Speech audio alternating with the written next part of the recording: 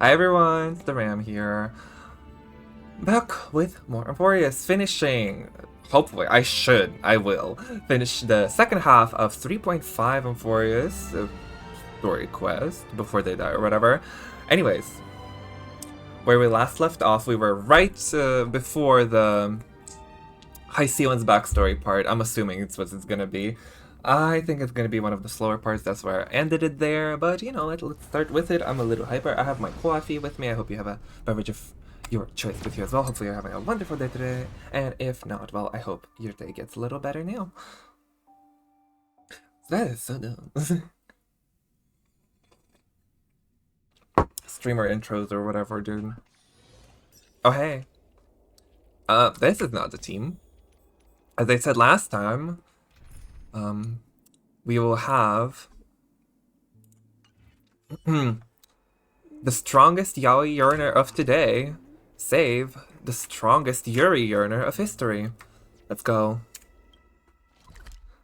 Oh yes, a puzzle. I will try not to get too sidetracked. No promises.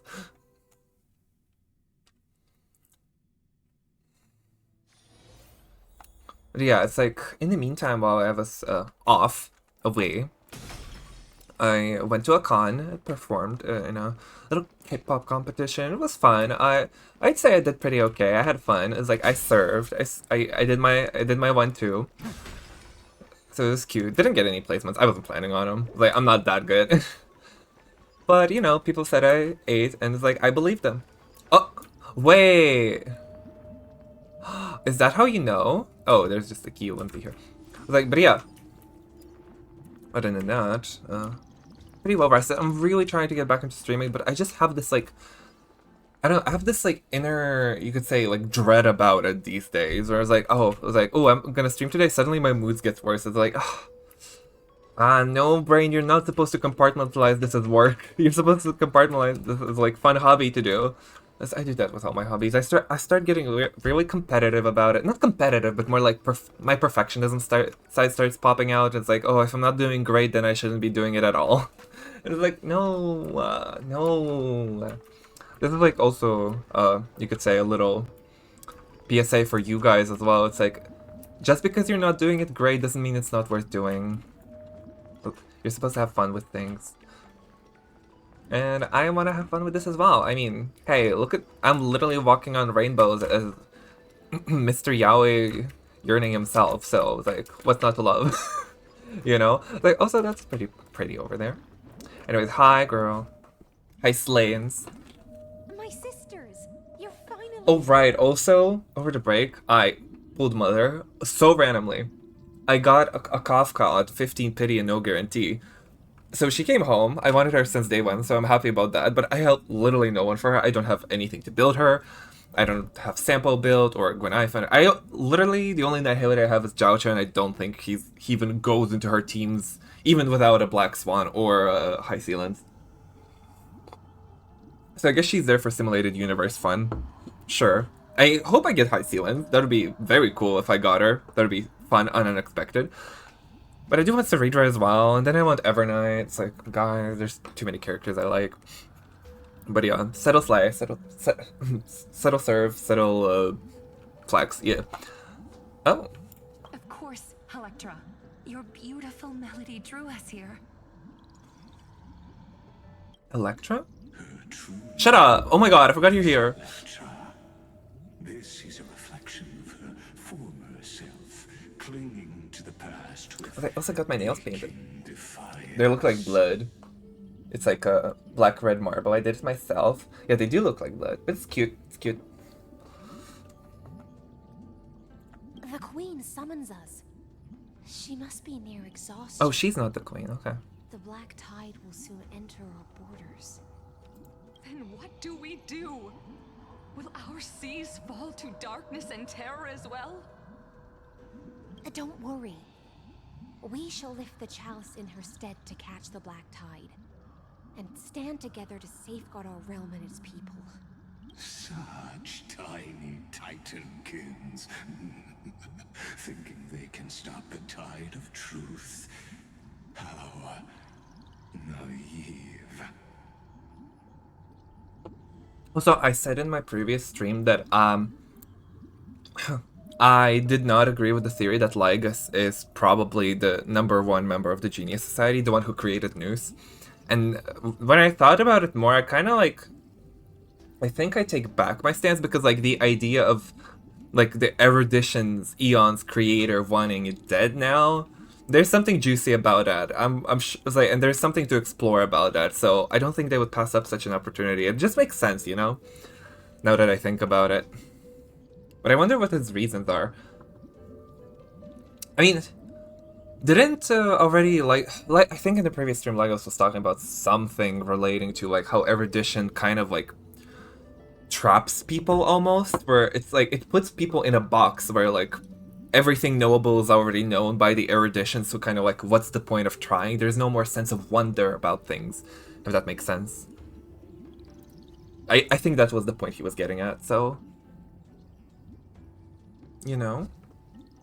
And that naivete is the root of all suffering. Okay, dude. What's next? The cave? Hey, Zag. An utterly unremarkable silver coin. Wasn't it up in gold when I just looked at it? The coin lies on the roadside. But the moment you pick it up, its strange texture tells you that it never truly touched the ground. Instead, it hovers just above the surface like a magnetic levitation. Must be Zagreus is doing. On closer inspection, you notice indentations where a chest once rested. Now it's gone without a trace. Who might be behind this? That's a tough guess. As expected, Bartholos.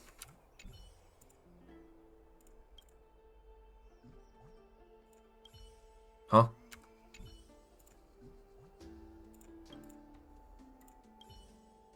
What? Oh. Ah. Oh, are they doing it like this now? That's faster. Because, yeah, as much as I do kind of like Bartholos, it's annoying when he shows up. It's like this long-ass animation you can't skip for no reason. Eee, surrender. Oh, the background really is gorgeous here, though. Can't fault that. Like the glitchy rainbows going through the sky. Hyacinth, you really ate that. Thank you. Bye. I've appraised it all. Ooh, this puzzle.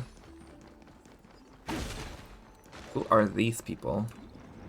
Ooh. Turns them kind of realish. I don't know why.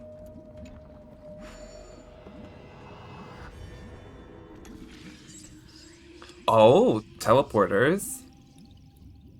Okay. Uh-huh. 1, 2. Oh, this is simple. I guess they're introducing the concept, so sure. Oh, they're only one-time use. Ah, I see, I see. Oh, that's a funky thing going on with the textures.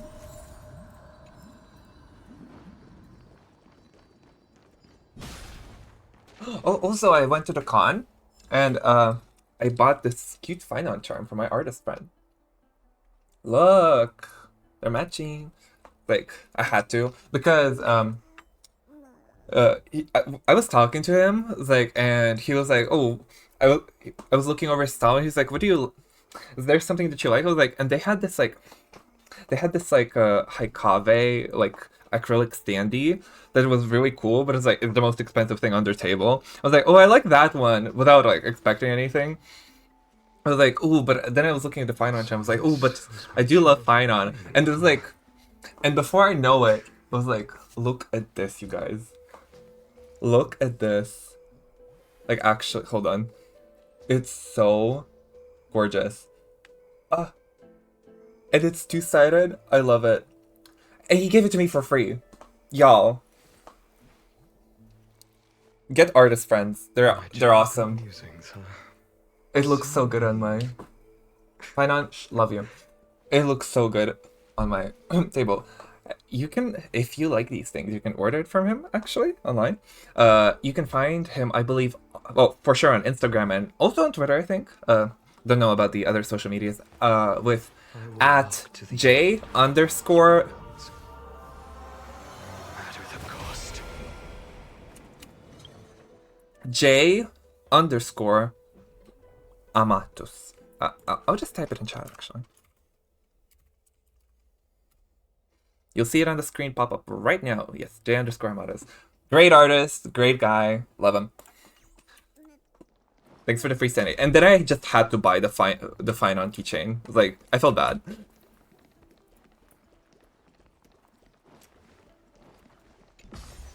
Anyway, they do like lots of Star Rail and Genshin stuff. Even her once graceful form is now tainted and drowned in dirty mire. Okay, back to the story. Enough with the PR.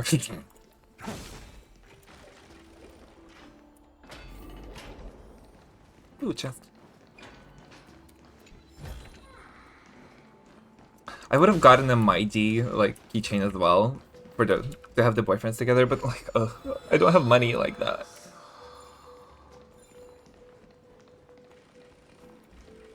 Wait, which is that? Who is that? That? Oh, I can never remember. I think that. Oh, I think it's supposed to be Scales. It kind of looks like Scales. A square. Is that supposed to be Law? It's definitely not Chalice.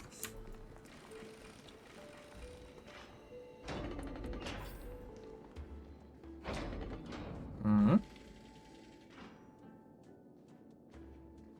Oh. Oh, Fagusa, our noble queen. We've come at your call. Oh, Fagusa is their queen. Okay. My little fishlings, you swim with such joy. It pains me to speak of the kingdom's sorrow. I once believed I could drink the black tide dry, but even the deepest chalice must one day overflow, and I can hold no more of this filth. Oh. Mother, worry not. She is the daughter of O children Fagusa. of the sea, let us bear your fate together. Oh my god, she's not just... she didn't just take a dip in Mother Lake. She's the whole Mother Ocean. We'll take up your mantle and drive back the black currents. We'll mend your sacred chalice and take in the cursed filth. My little fishlings, when the spear of strife falls, you may retreat in peace. I promise you. On the surface, the city-states will hold a feast without end in your honor. This is the last gift I can give you.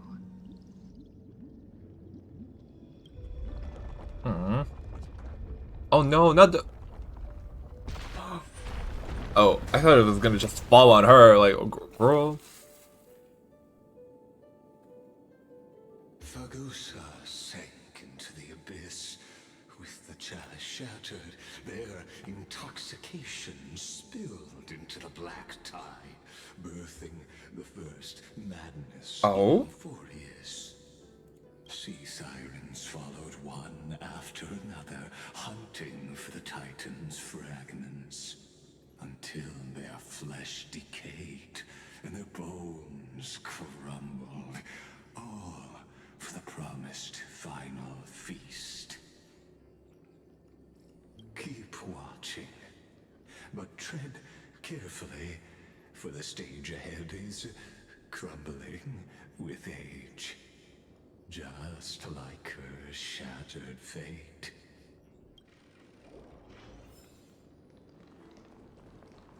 But Lagus's voice actor does a little too good of a job with Lagus. I hate hearing him talk.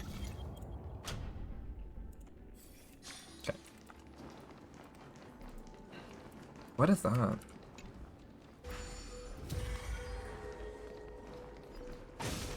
Thing. Collectibles. Chat. Oh, bugs. Is this also a blessing?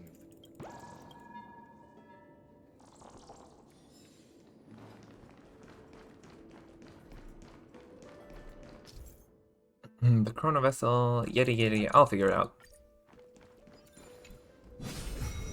Oh. Oh, it just makes big things changeable or whatever. Your wisdom far surpasses even the bounds of reason's model. Oh, shut up. The torrents of destruction are spreading. Wait, there's no...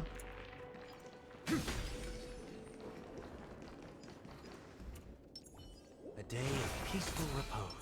Can't get through. Looks like I'll need the miracle orb nearby. Oh! The ending was written long ago. Even you.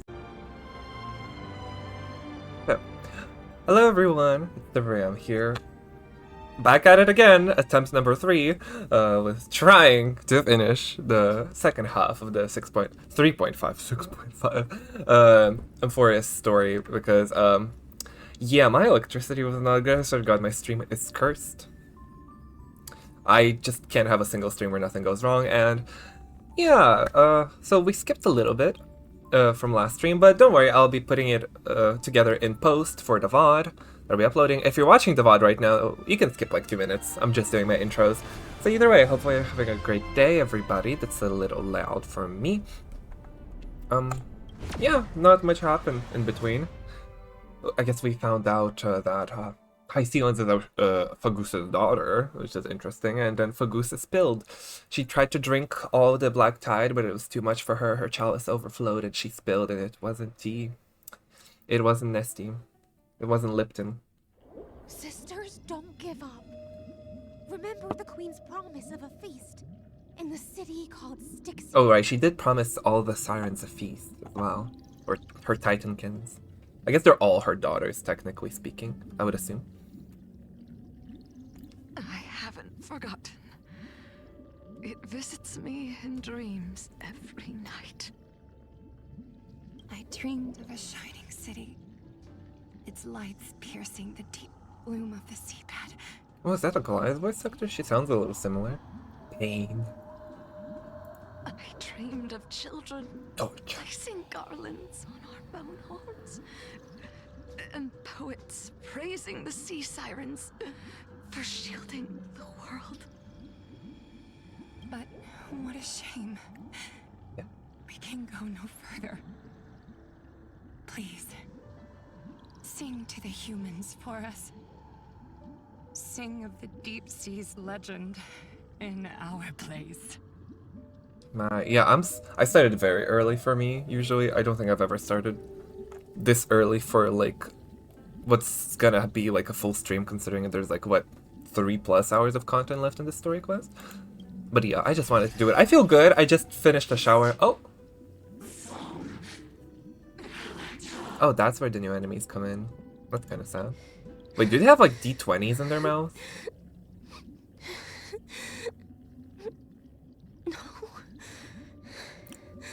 Oh wait, this is so sad.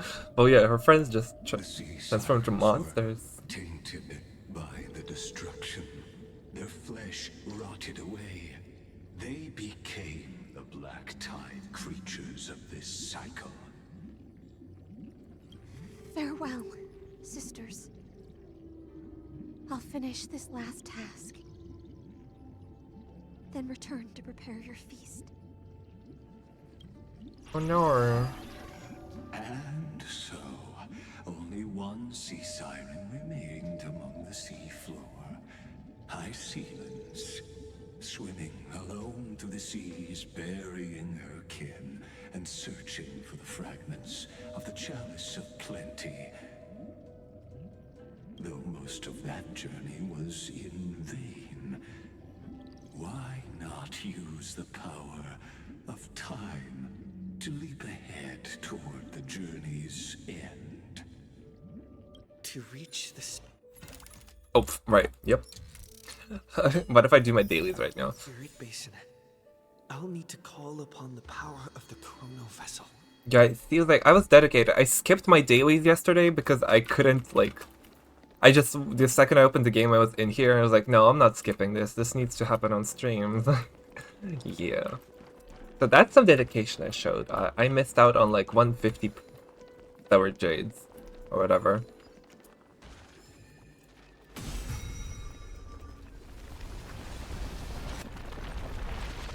Oh, what's that? Oh, we healed it. All of it.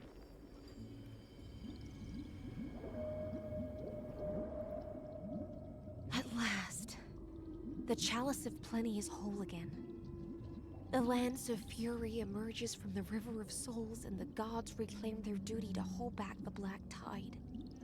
I am freed from endless toil, and now walk toward the rites at Styxia. I bore my sister's dreams upon my Oh, back. gorgeous. Took on a Wow. graceful human form, and hoped to find a grand celebration on the shore. My fins became legs, my scales became skin, and the sea foam on my body became a shimmering gown. Okay, Ariel, ate that. But when I stepped onto land, there were no festivals with honey brew, nor poets plucking harps. Only silent death, drifting gently along the River of Souls. When she fulfilled her wish, she only found Styxia to have already repeated the mistakes of previous cycles, and was swallowed by death. Hopes and promises are nothing but the foam of dreams. I wonder how... I already saw like a Twitter post about like what titan represents what path. And apparently like the ocean path is supposed to be like nihility. And I was like, wait. Because I expected it to be elation, mostly because of the cup motif, but yeah, that's what's kind of it. Turned out trickery was elation, and I was like, ocean is nihility? I guess that makes sense, like the ocean is like deep and dark and all-encompassing, but I wonder how it like correlates in the story with nihility. I mean, with High we can already see all of her like toils and all the things she did, like all the suffering she went through, kind of amounted to nothing, like empty promises. I am a sea siren, a vessel born to contain the tides. Now that my task is done, and the promise is broken, how am I to go on in a world drowned in shadow? Like, oh, pff, lol. Yep. Fagusa, Perfect timing for my me to start talking noble about it. queen. She evaded my questions with drunken stupor. She told me a grand feast awaited me in the surface world.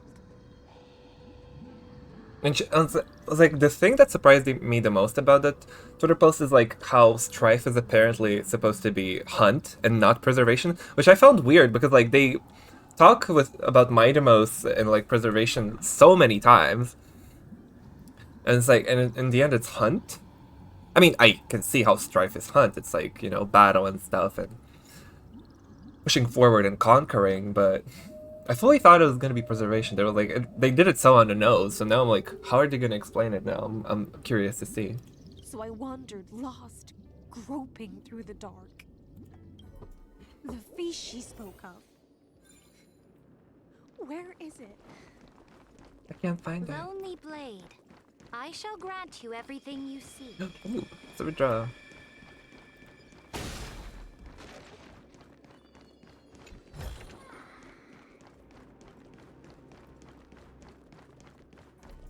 Hold on, I see a puzzle. I need to do it. Destruction. What's going on there? Ooh. It should be easy. I mean, they just introduced a new portal mechanic. 6.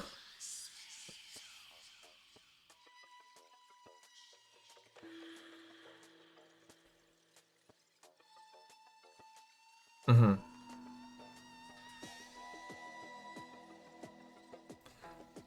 What is that? Okay, so 1, 2.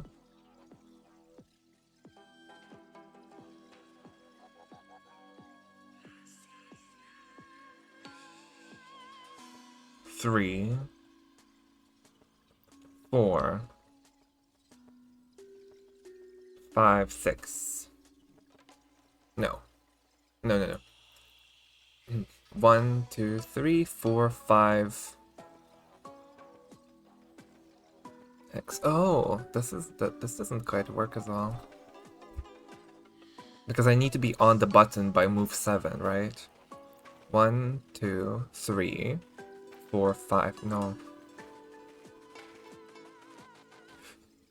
1, 2. No, I need to press the button. So this is move 1, 2, 3.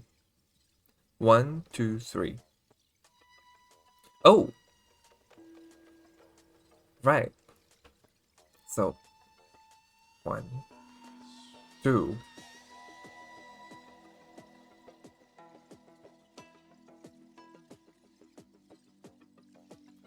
Three.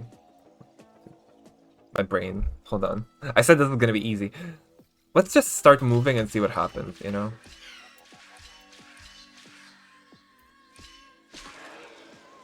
Bruv. Yeah, no. This don't work.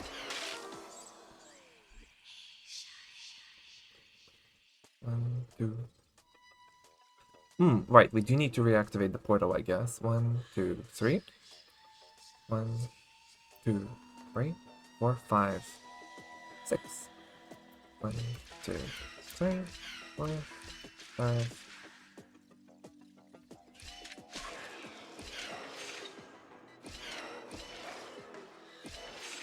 Okay, yeah, that's pretty simple actually. Sometimes you don't have to think about it, just do random combinations and it usually should work out. Is this also a blessing of the Trailblades? Ooh, what are these things? Stuff. I saw a bug talking.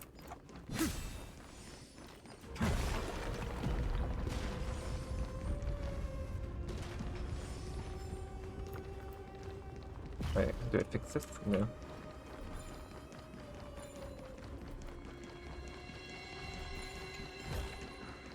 Look. Clever worm. Nice, cute. It's on a wall.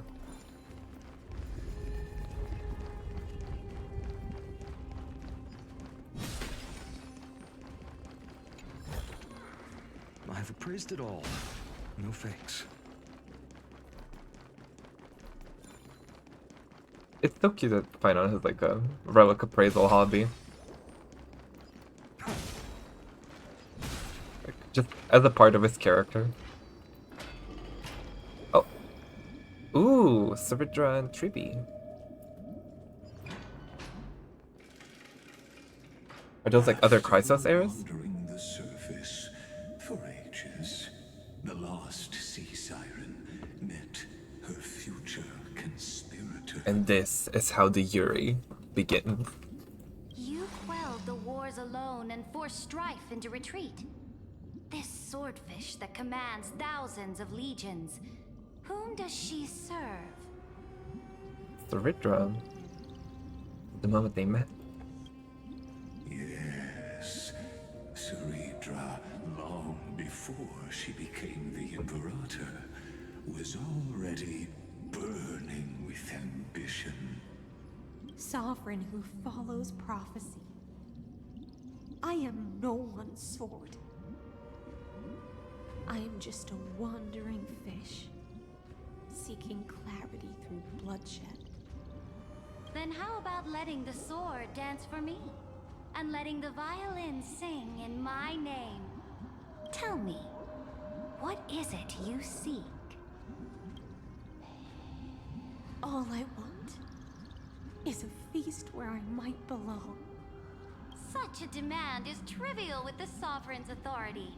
I'll grant you a banquet worthy of conquest, and comrades to toast beside you. But night, you must offer me your heart. Like, Saridra went right for it. She knows what she wants. She saw a pretty lady. It was like, I want your heart. Give it to me. My heart? Yes, a loyal heart that will generate no betrayal. You were Get it, Queen. deceived by Imperator, gods sorry. and drowned in the ocean's darkness. But now, I will lead you forward and be your light. Oh my god, wow. Rachel got game, sorry. So be it, noble monarch. The law you proclaim shall govern my every breath.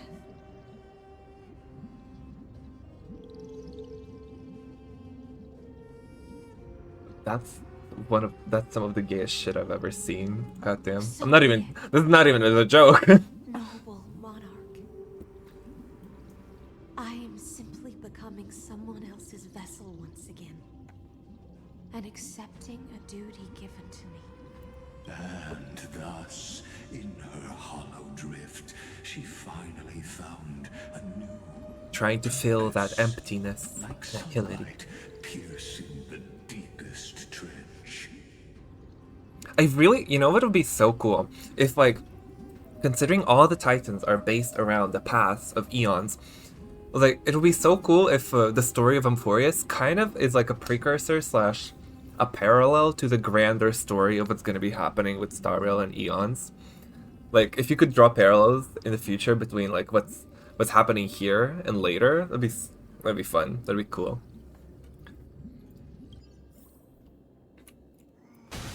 Like how they're all fighting against destruction.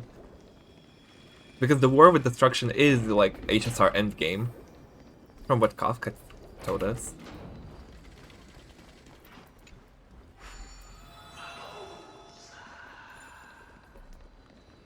Oh, even the Law Titan said Fagusa.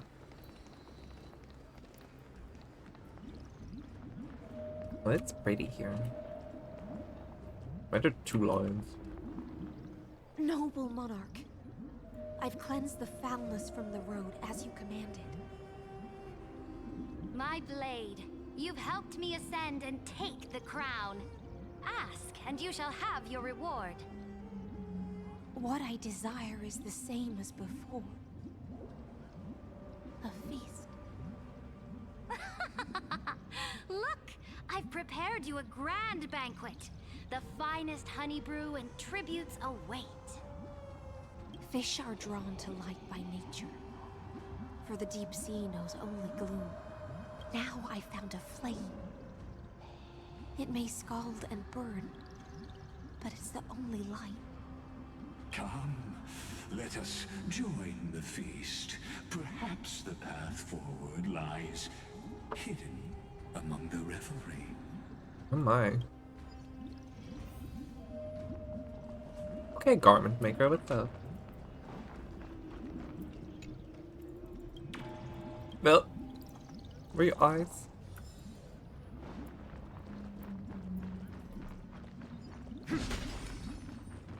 Bam. How big is this place? Not that big. What? There's lower stuff, places to go. Oh god, there's a lot. Actually. Here a chest.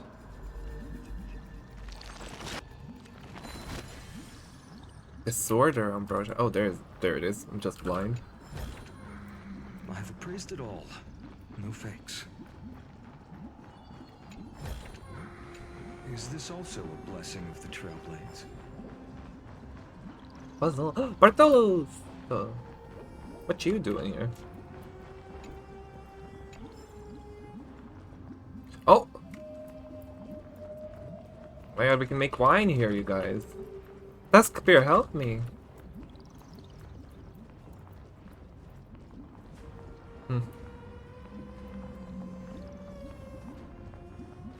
Bartolos. Legend Genie. I'm not reading. Oh! And now he wants to fight me. Two Bartolos, dude.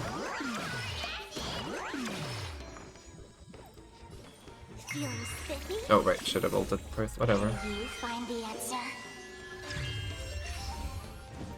Future could come.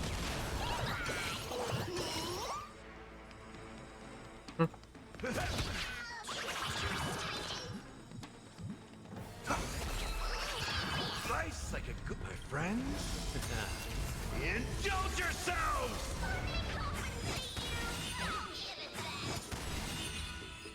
Easy.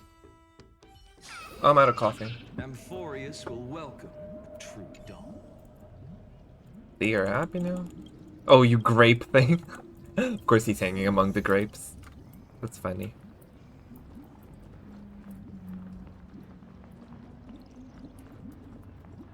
Anyways. Oh, they're intoxicated. And how fun.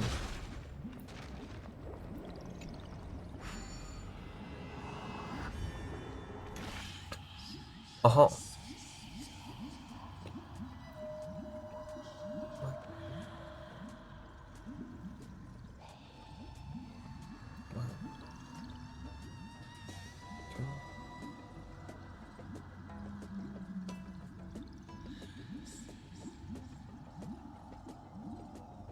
That's silly. Hold up. Do you need to be, like, standing on it? No, you don't.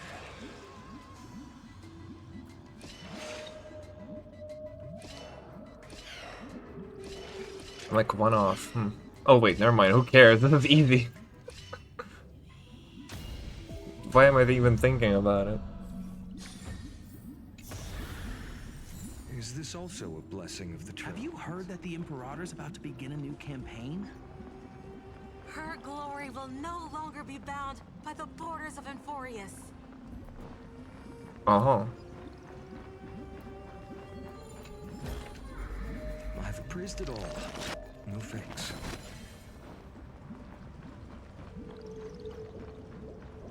Right. Let's continue the story. Is that where we're here?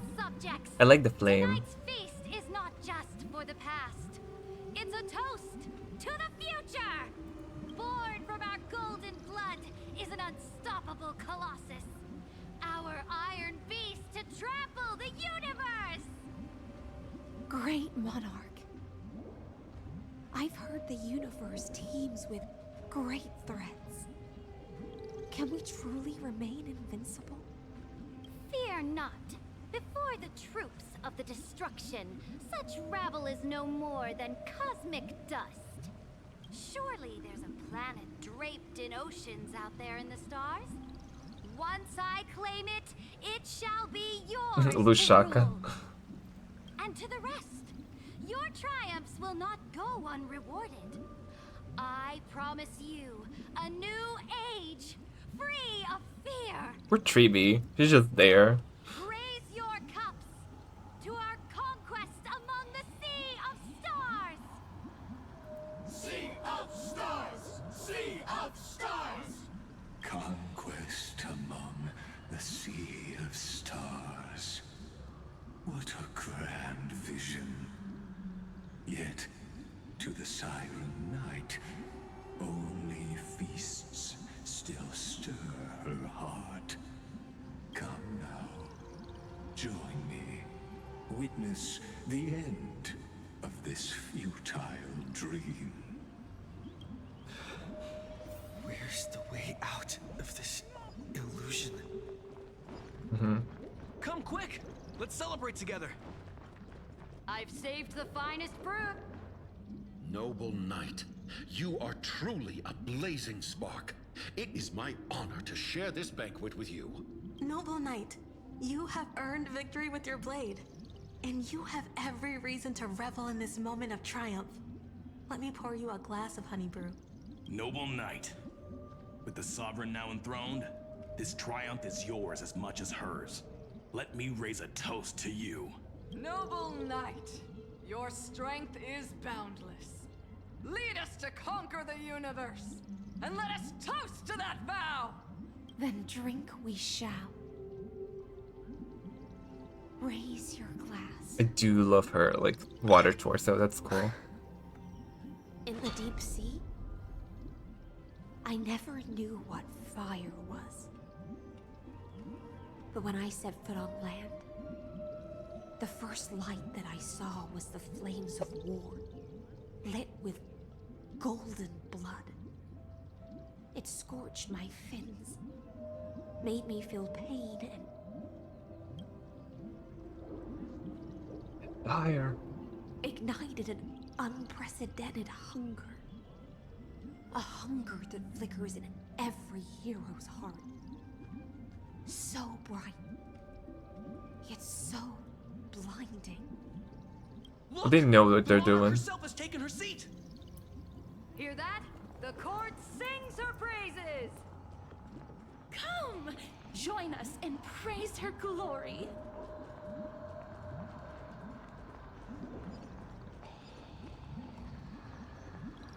Well.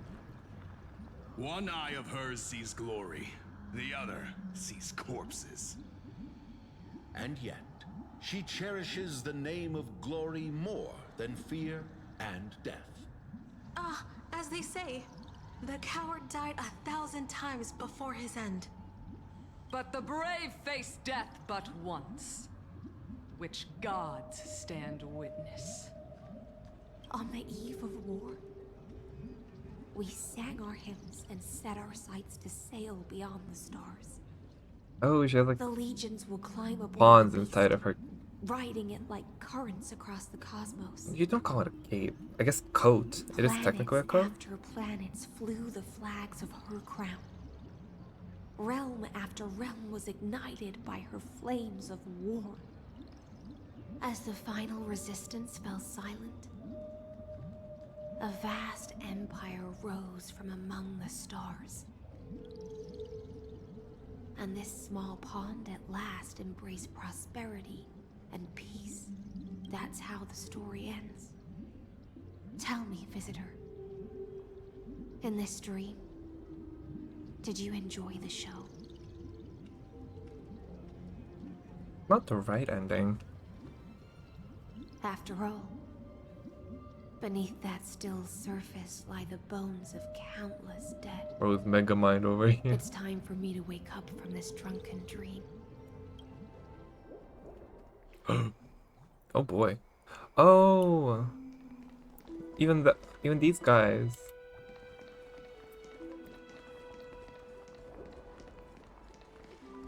Oh.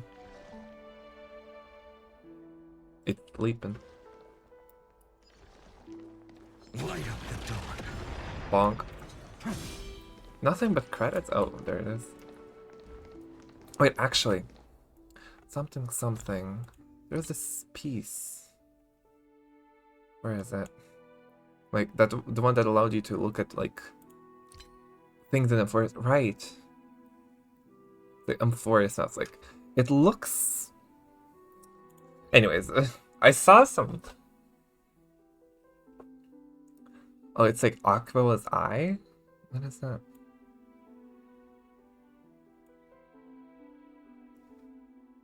Mm-hmm. Mm-hmm. It is funny, I was like, this is a kind of like leak talk. I saw some like things that will be like that we will see in the next version, and it's like they kind of look like this, which is so interesting because when I first saw this thing I was like, oh, this looks kind of out of place, like Be Not Afraid Angel type of thing. You know, like, wait, what's this about? I just remembered it. Oh no. The Imperator is dead! The Imperator is dead! All of the tributes running about? Oh no.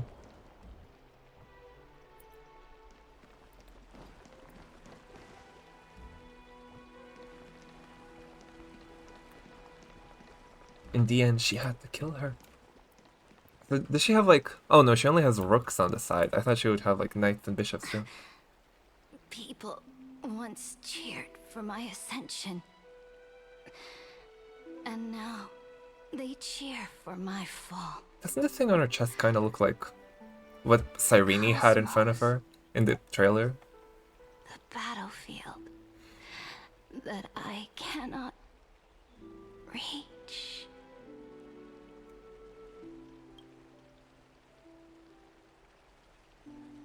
Before the Sovereign's conquest reached its end, her life and ambition had already been swallowed by the deep sea, This is the true ending. Her grand designs torn apart by the blade. Her regal robe soaked in golden blood. And the one who struck her down? Why her? How did we get here? The one who struck her down was her most loyal gladius. Why? I don't need to explain myself. A fish in a pond has no. Oh my god, the Greek tragic Yuri, I can't. I wandered the shore, found a flicker of flame, only to snuff it out with my own hand. I don't understand.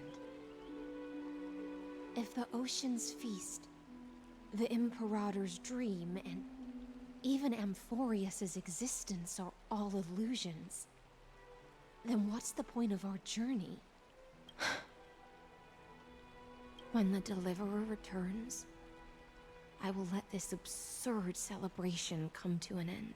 But Greyfry, I can't help but wonder how I dearly wish this feast of the flame chase would never end. It seems she sensed your presence. The Fantasia's foundation is starting to crack. Let's return to the prologue. Remember the cave! The glory of the cave.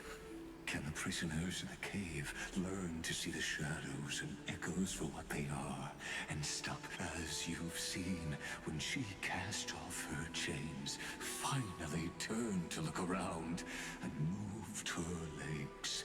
Her reward was nothing but searing pain. Nobody, meanwhile, Lycurgus, the cave! The light will blind her, for the fire behind her had never once actually touched her eyes. Her legs will buckle beneath her, for she had never learned to walk forward. And so she fell into infinite confusion and fear, and came to firmly believe that the shadows and echoes were the real world. But we in the cosmos, are we truly any wiser than she was? Now, nameless one, fateless one, ask yourself this. The paths you tread, the eons you worship, everything you've trailblazed with your own hands, could it all be someone else's projected shadow? Let's leave that question till after the curtain falls. Once you've unearthed every last truth and reached the prison built for me by the demigods, I'll speak with you face to face. Could they be someone else's page project? I was like, who cares? I, the Theoros, have walked the 30 million histories born by Kozlana. 1,000 years is a mere atom in a grain of sand to me. Amphoreus, compared to the cosmos, is but that grain upon a whole beach. I swore to bring an end to the erudition. Would I really let a single grain grind down my mind? Now, please use the power of time to open the gate to the ocean's depths. Go, find the prison warden tormented by loyalty. Find her, step into the world's vortex, and once there, end everything. everything between us. That palace reflects the heart of the demigod of ocean. Intoxicated, stagnant. There, you'll witness the true beginning of the saga of deliverance. What is the sky supposed to represent? Which eon is the sky? I wonder. Because I'm pretty sure the paths are Titany. Titany. Harmony. What? Like the passage Titan is supposed to be Harmony, right? A simulation of it. So what is the Sky Titan? Which eons do we have again? Is the sky preservation? Yeah, I could see it. An ugly history, long buried by tides and shame. A staircase of apotheosis that the Imperator forged with the golden blood of 500 human sacrifices under the pretense of conquest. Nothing but a pawn in her game. I'll wait for you at the heart of the world. But to reach the place, Beyond this door lies the path to the vortex of Genesis. Oh wait, the vortex of Genesis is in Styxia.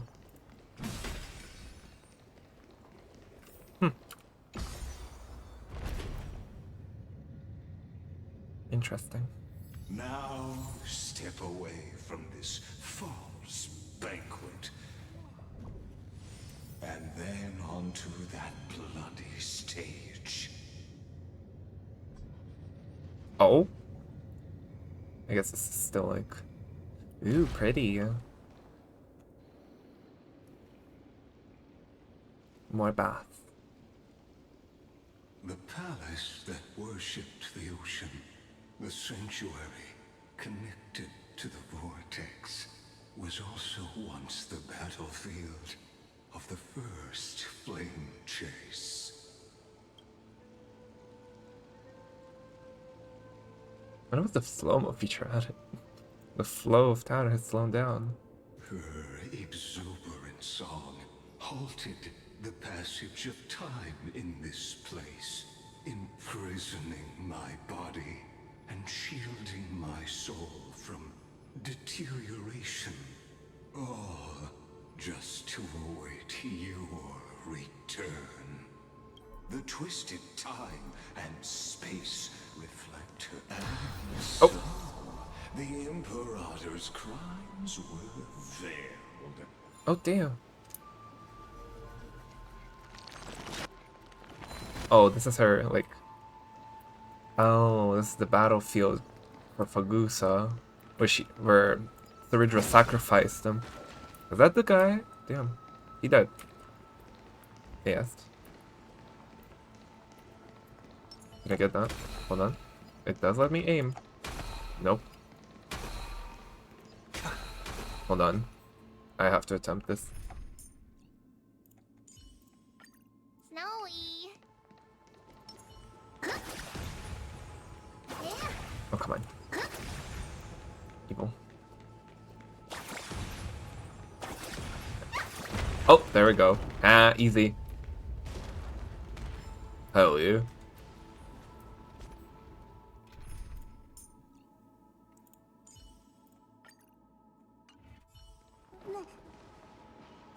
Stay away from Apollonius. This cup of honey brew. What a sweet aroma. Run, Virginia. Dux Hakalithist. We can't give up here. Love steeped in death.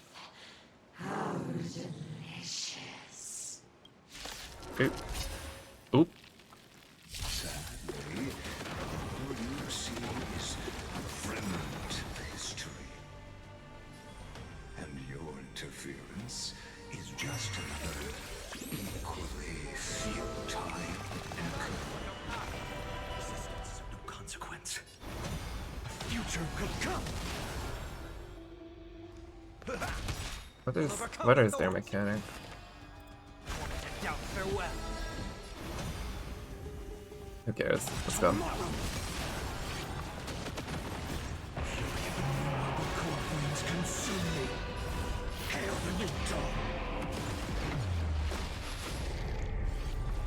Loop. Loop. I'll never yield to fate. Empty shell. So without substance. Is that all? What does that do? Is it defense down? The flames are not so. What is that? Def decreased, anti-press decreased. Oh, it's exactly what high ceilings can do as well. Action after taking a certain amount of attacks, but oh, okay. Well, that's for dot. That's just good for dot, I guess. Tear the sky.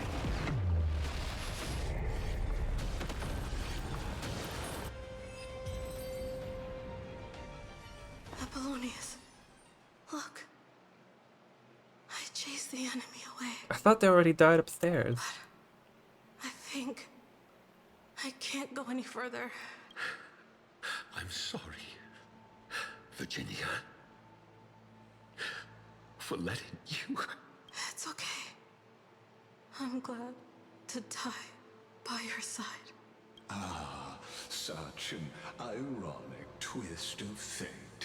Even as the foundation of the world crumbles, the heartless Imperator still made the same decision she did in the past 30 million cycles.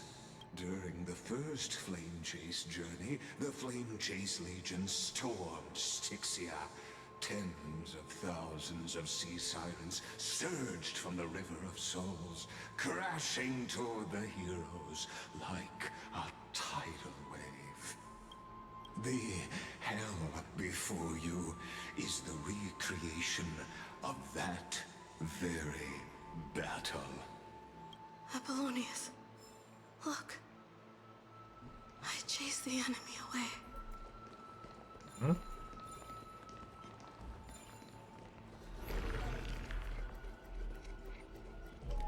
Oh, I can't.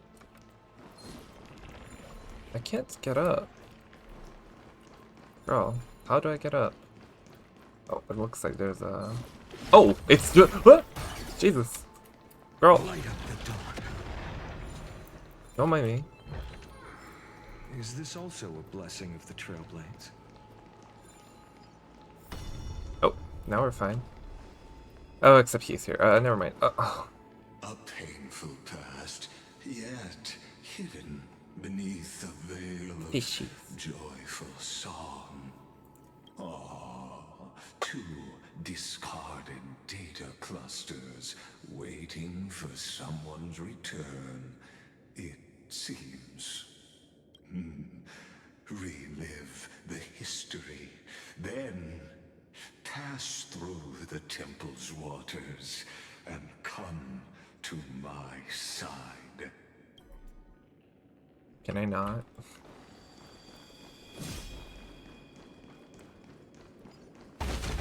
This is... Oh, yeah. Whoa! Wait. Oh, cool. I want to see other ones. Nice.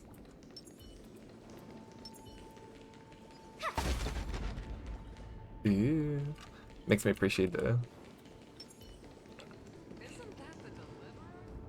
better kind of missions. Hold up. Light up the dawn. Oh, damn. I mean, oh, that one's sleeping. Who cares?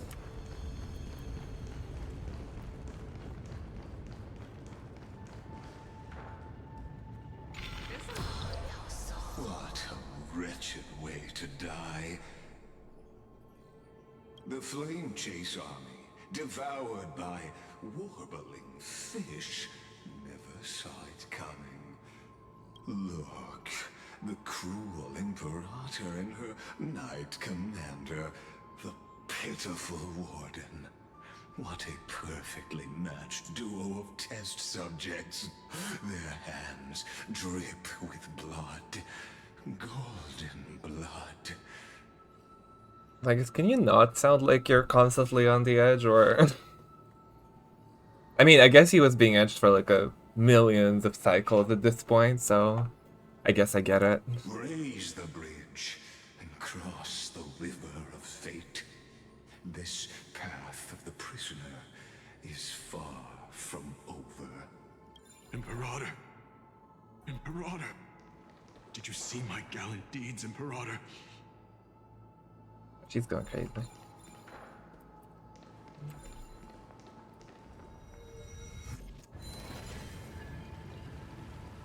Let waters flow.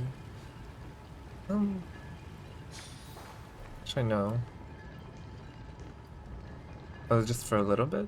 Or is it a permanent thing again? Wait, I can just... Oh, no I can't. Never mind. Imperator! Sure, I'll... Imperator! A sovereign and the sword at her side. There are countless counterparts across the cosmos.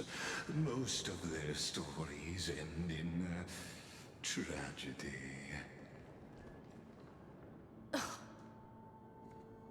Imperator, why did you... You're here, Dux Gladiorum. You ordered me to seal the sea route and handle threats from the rear. So why didn't you wait for me to return?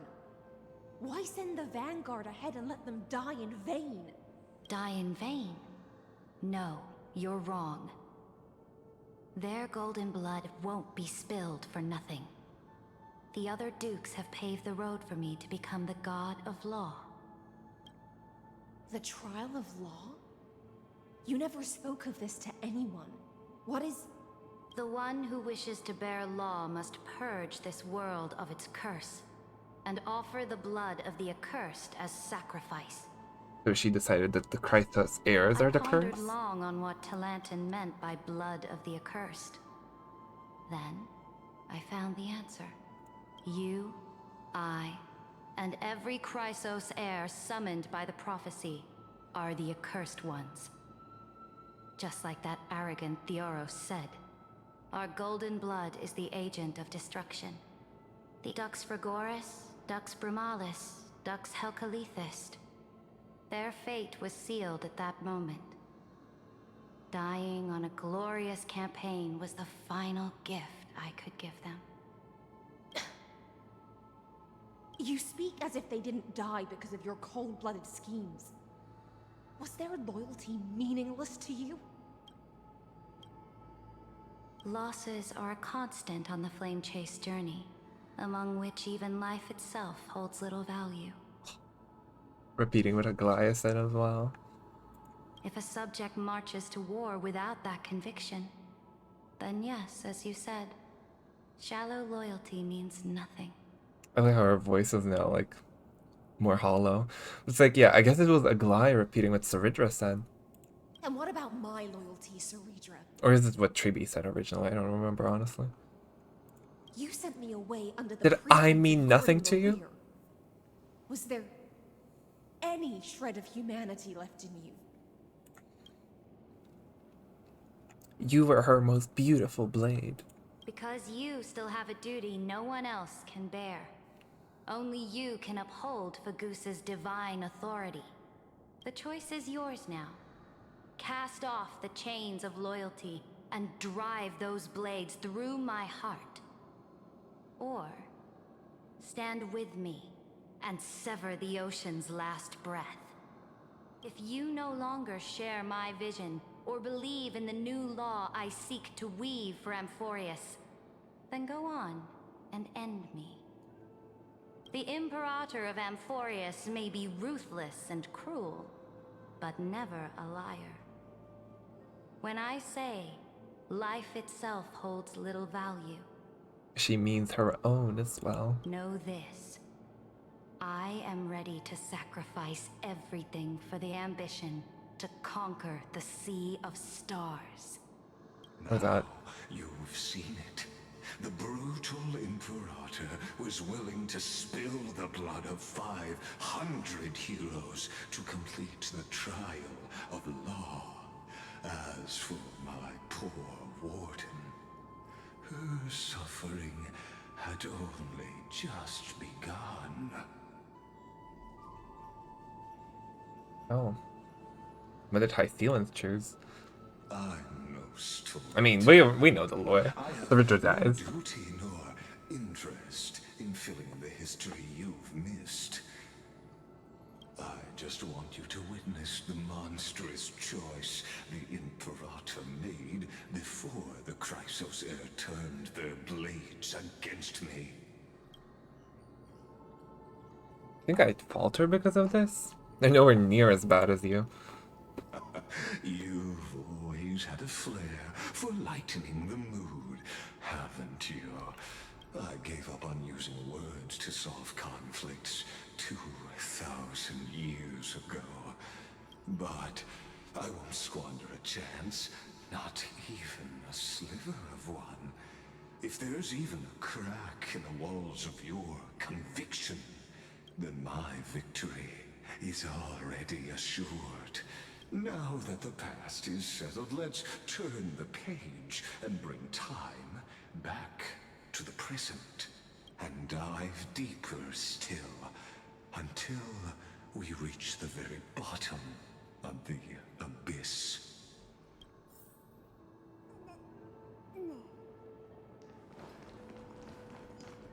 Damn. Issues. What's there to investigate here? Oh, it's this? Yeah. The fleet that rode the waves was dragged down into the deep. The flame-chasing nymphs were reduced to ash. What a tragedy. And you... Oh, this looks so much like Remuria, shall actually. bear witness to this golden death.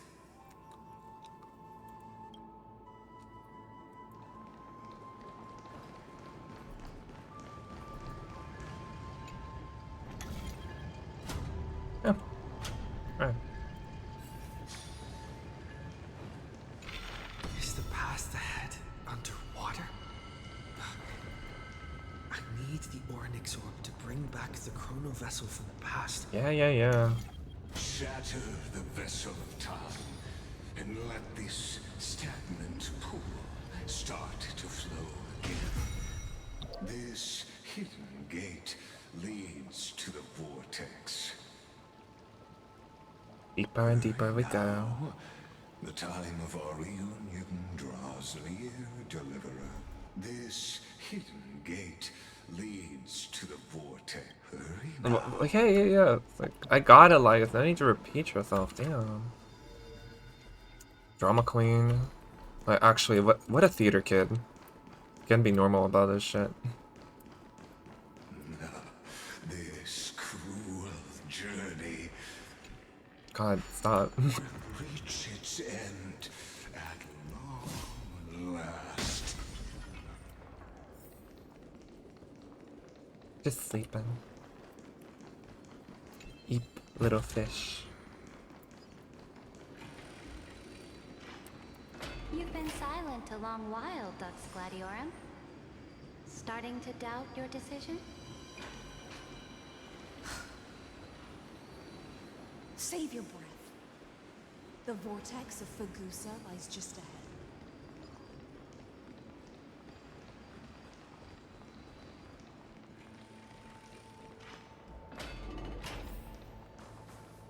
Ooh, pretty. Trial? There's nothing left between us. Oh no. So The- you'll the stop breakup. swimming toward the stars, Dux Gladiorum? I was always a creature of the sea. The stars in the sky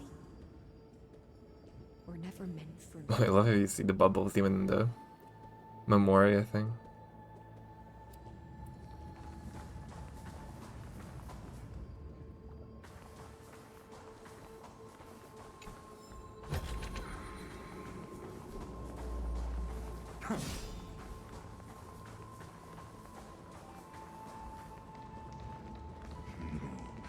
Look, a gravestone.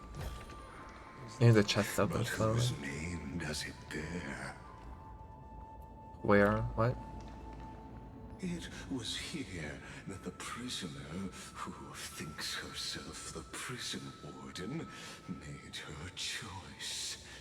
Witness, listen, and awaken. Dux Gladiorum. I've lost count of how many times you've stood here over the past centuries. You talk too much for a prisoner like Lycurgus. Two geniuses who defied law and all the Chrysos heirs who sacrificed themselves in this cycle, worked together to chip away my strength. But they, you, can never affect my will. Bro is just operating on pure spite. And as long as my will remains intact, I am free. Okay, you can chain my body or whatever. Don't get ahead of yourself. I still have ways to chain your divine soul. Please, do surprise me. But I'd say your mission is nearly done here, isn't it? Oh, it was here you gorged out the core flame of ocean from Fagusa's body. It was here you and that Imperator both completed apotheosis, becoming pillars of Amphoreus. And after that, you drove your blade into her heart. A loyal subject turned regicide. A demigod committing deicide. Or so the history books paint that tragedy. Oh, but if that's the truth, then why, after 1,000 years, are you still here, guarding the Imperator's grave? Still bound by loyalty? Come to think of it, perhaps I'm not the only one imprisoned here. Your calm does stir the rage in me. As if the one paying the price here isn't you, but us. The ones who lost everything. That's only because I've waited 13 million lifetimes for my vision to be realized. Countless millennia. Loneliness never once showed me its fatal side. In fact, for a prisoner of the cave, it's more like an old friend. One that helps me think. But you're different, Dux Gladiorum.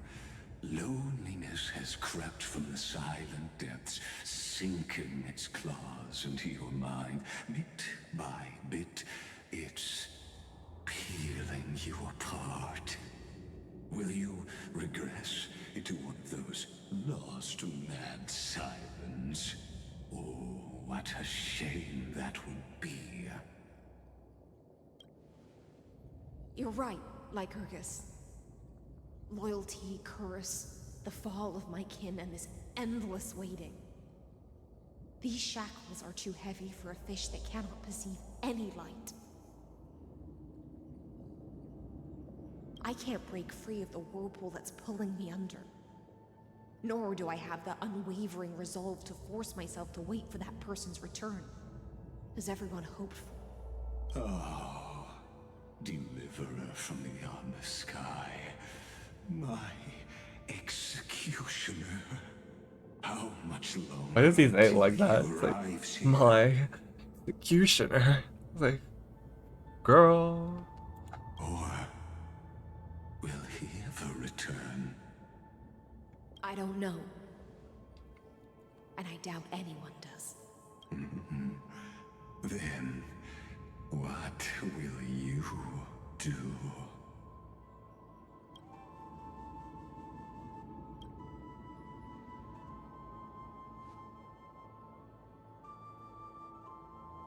Ceredra. This will be the last time I carry out your decree. Ever since you took me under your banner and made me the Dux Gladiorum, my music has belonged to others. Time and time again, I use the siren's song to lure the unwary into illusions for your schemes and strategies. Now, let the siren Electra sing for herself. Let me step into an endless dream of my own making.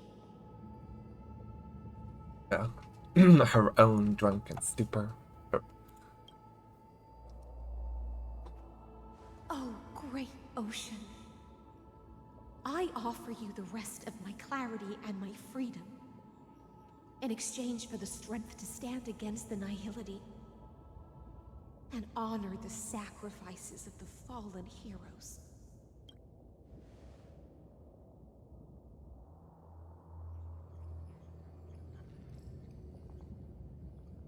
Greyfry, deliverer from beyond the sky. When you ride the current of time and find your way here, you'll hear my solo. It will guide you to the heart of this world. By then, I may still be lost in my self-wrought slumber, but I'll uphold my part of this long relay and guard the shackles that seal the Theoros.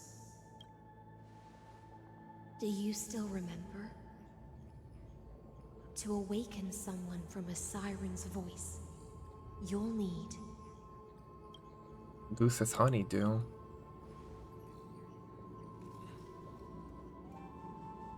the gift I once gave you. May you still have it when the time comes. Imagine we did it. It was like, oop, I drank it all. When you return, It was too good, girl. please pour that honey brew upon this grave.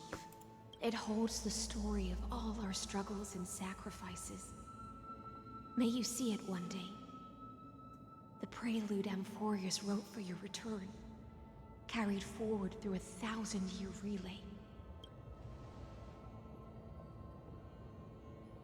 When your morning ends, I'll likely wake from my dream as well.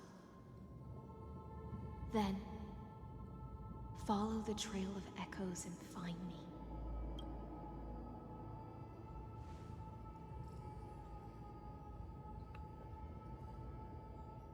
And together, we'll bring judgment upon the sinner who defiled the erudition. I like High Sealand. At long last, 33,550,336 cycles and 4,931 years later, Amphoreus's final curtain is ready to fall. The shadows within the cave gave everything. Yet all they did The was cave. make life outside its walls. A futile effort steeped in sorrow. Actually.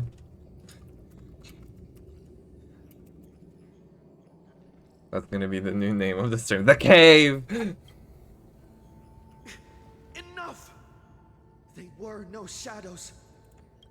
Tell Everything 'em. they did shattered the darkness of this cave and unearthed the core flame of Trailblaze.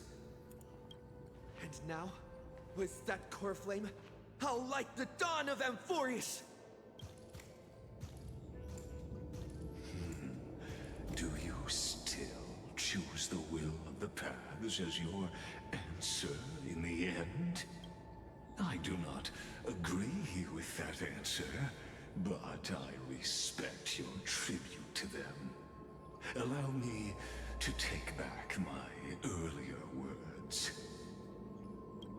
As an apology, And in the name of Theoros, who saw all destinies in this world, let me join you in mourning. Let us bid farewell to the heroes No, get away. here. And then let us face each other and decide whose flame will rise with this new dawn. Why is Silhouette like why is he a pea shape? Like what is that? Bug.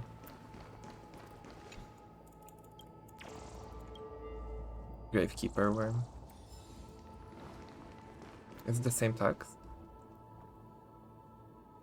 It is not. It's not the same.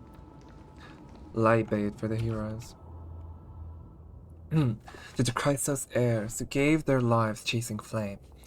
Their fates were not foretold by prophecy, yet they bore no shame in their insignificance.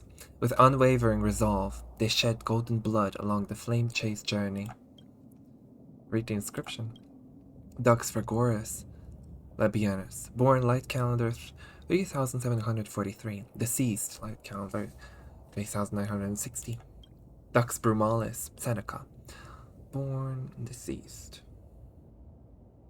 Oh, she's like 211 years old. Dux Carminium, Virginia. Dux Colithist, Apollonius.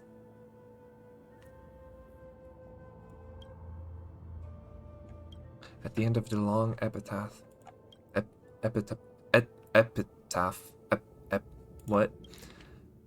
Epitaph, yes. Saridra, the Imperator, the demigod of law, deceased light calendar 3960.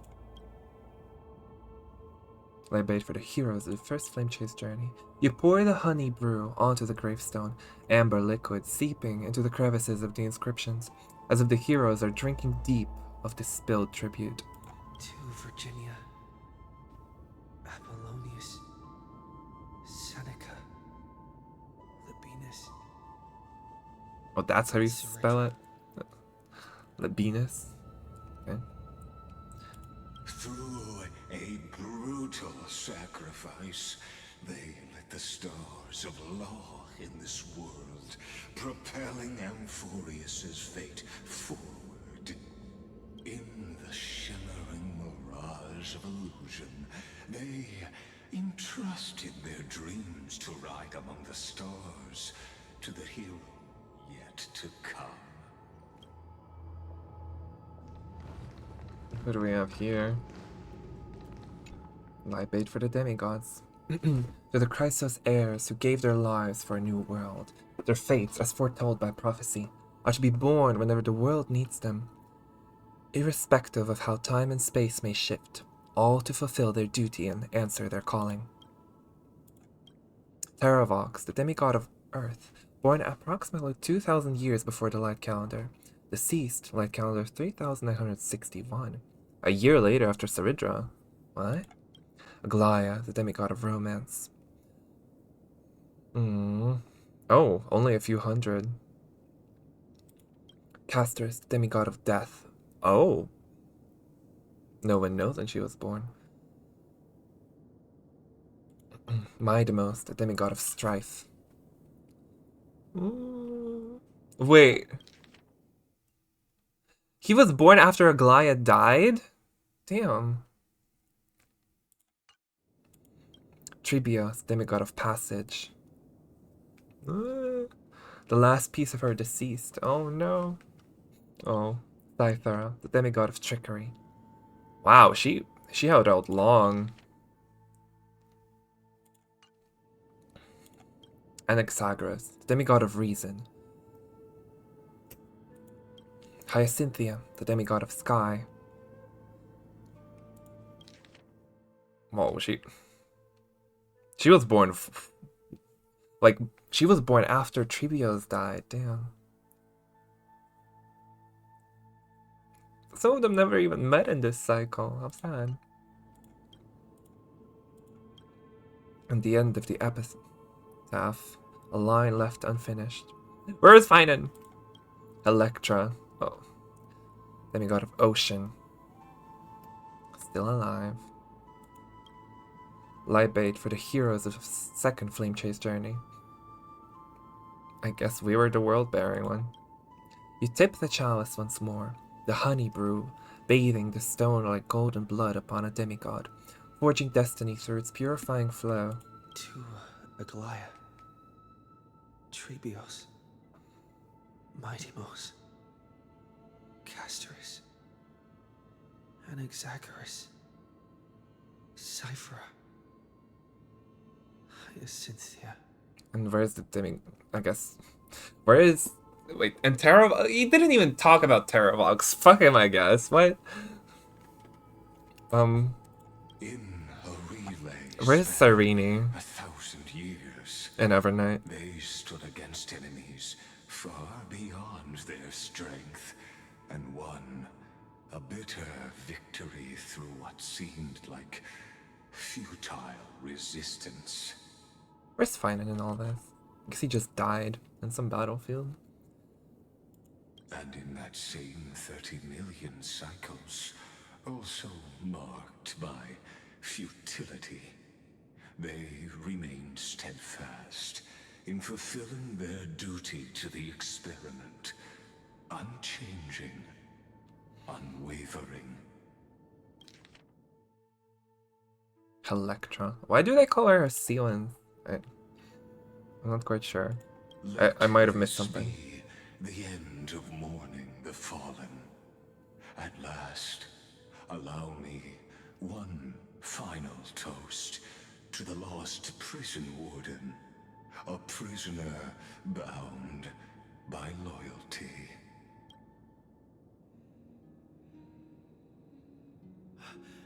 That voice.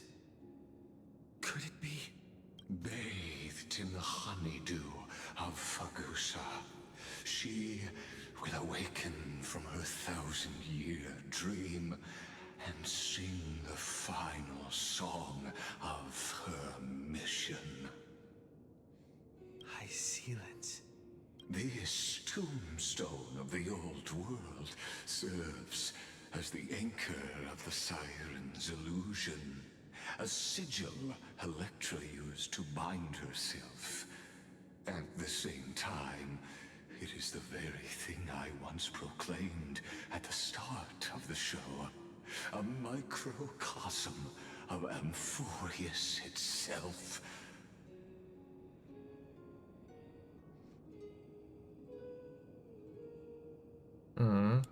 A group of prisoners bound themselves in a cave, crowning their suffering with heroism. An epic staged with shadows and echoes. Now, destroy it. End the illusion. The Theoros will take his leave for now.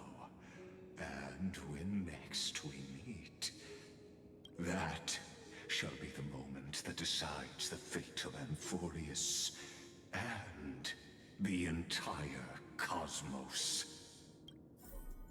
The prison warden's dream is nearly over, and the prisoner will soon be freed to the final execution ground, where I shall be executed, or be the executioner.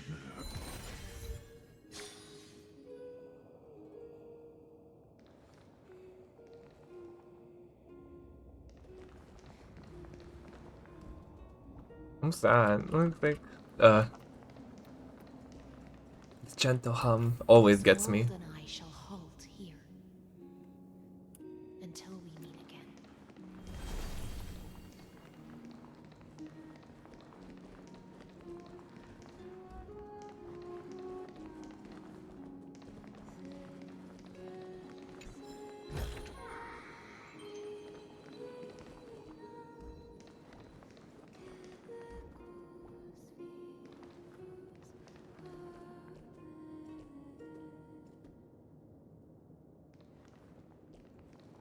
Oh, there it is.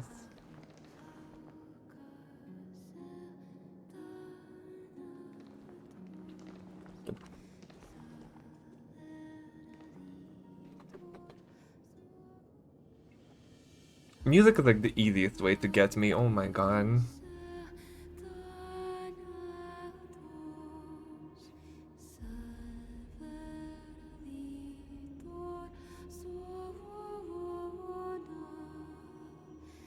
It's so pretty.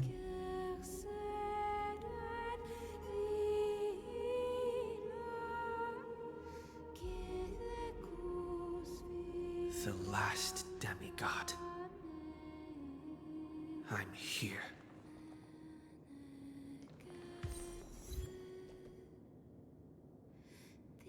Stop. I'm actually sad. What the hell?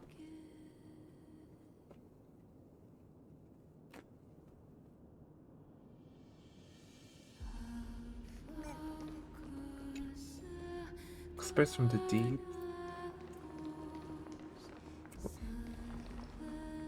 Are those the NPCs?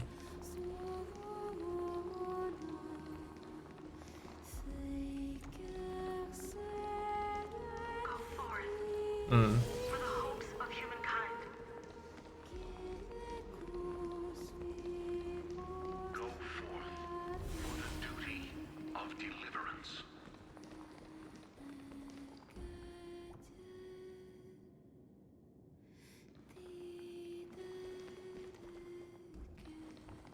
Go forth for the belief in flame chase.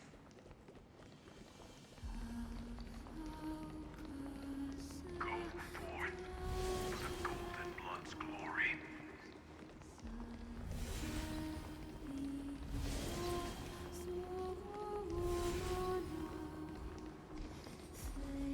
Go forth.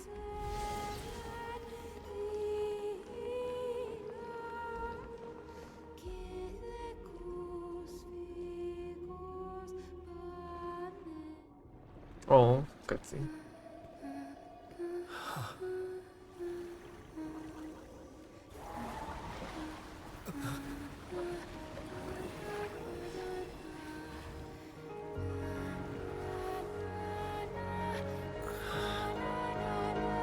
Seems like my feast is over. It's now your turn to perform.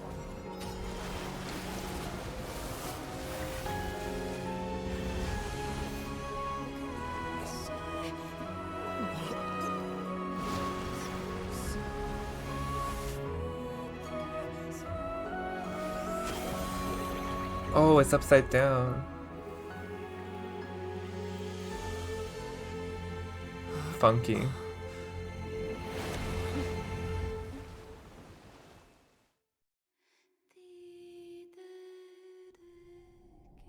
Little Grey Fry, please accept my thanks.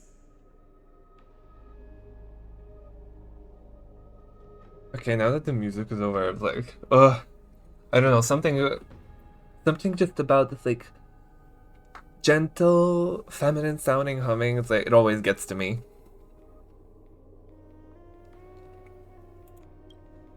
I was the only one left after the world was destroyed.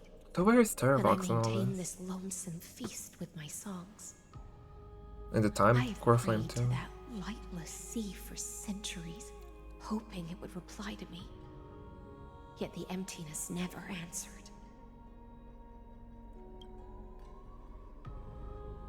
Thankfully, you arrived as promised, and everyone's wait was not in vain.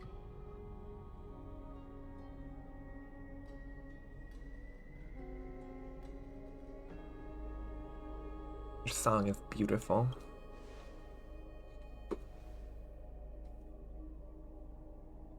Thank you, final audience of mine. This is probably the last praise I'll ever hear in my life. Now,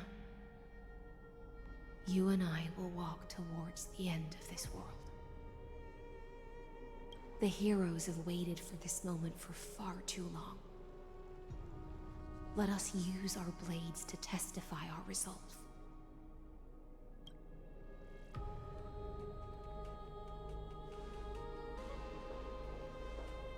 Oh, prisoner of the seas. Theoros carrying 30 million cycles of sin. Slave of erudition. Show yourself. The deliverer has returned.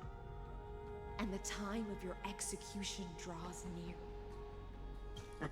I see an awakened human who has mistakenly taken fallacies as truths and has returned to the cave to try his friends into the sunlight he once bathed in.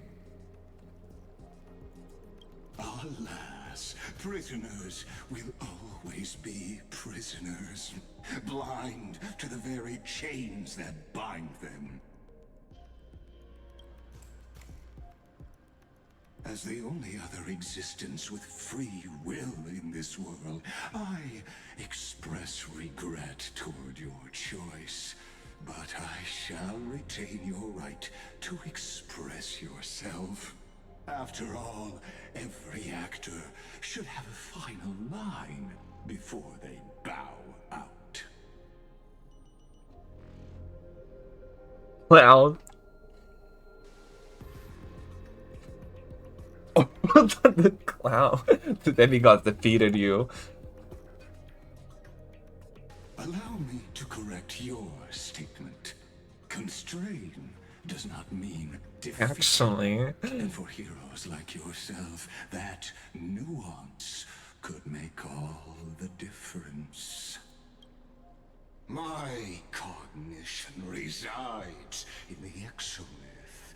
It is pointless to defeat my avatar, projected into the experiment. My body is the shadow cast on the wall. The cave! Fire, and my words are lingering echoes within the cave.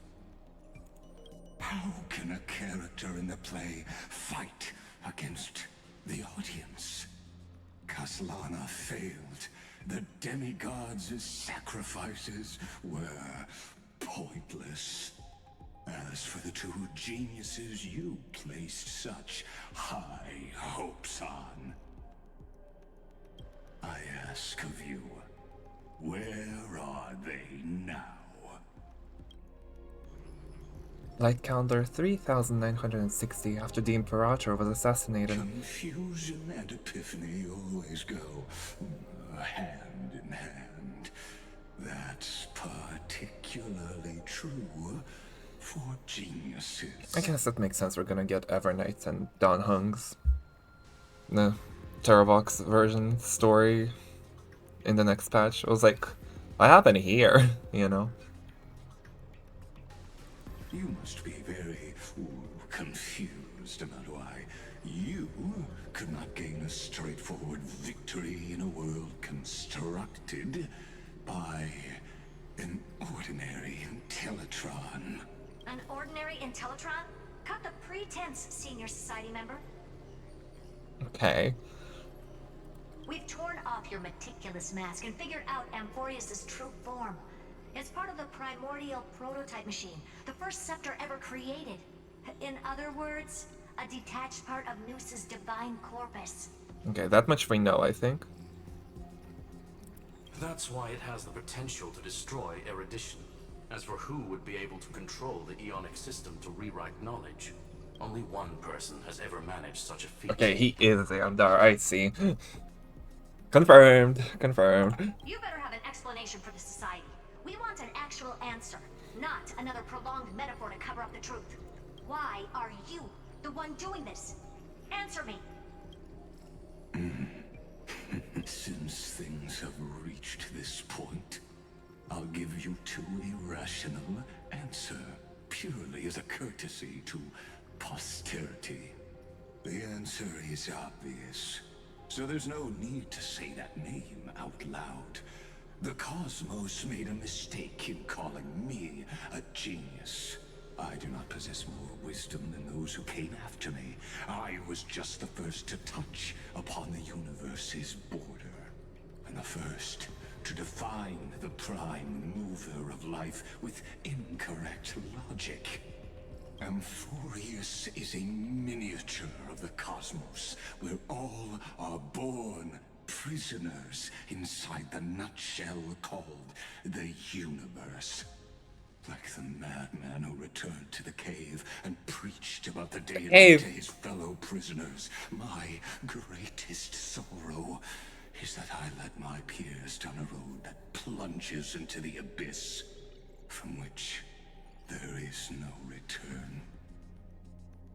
I led them into a lightless cage called paths.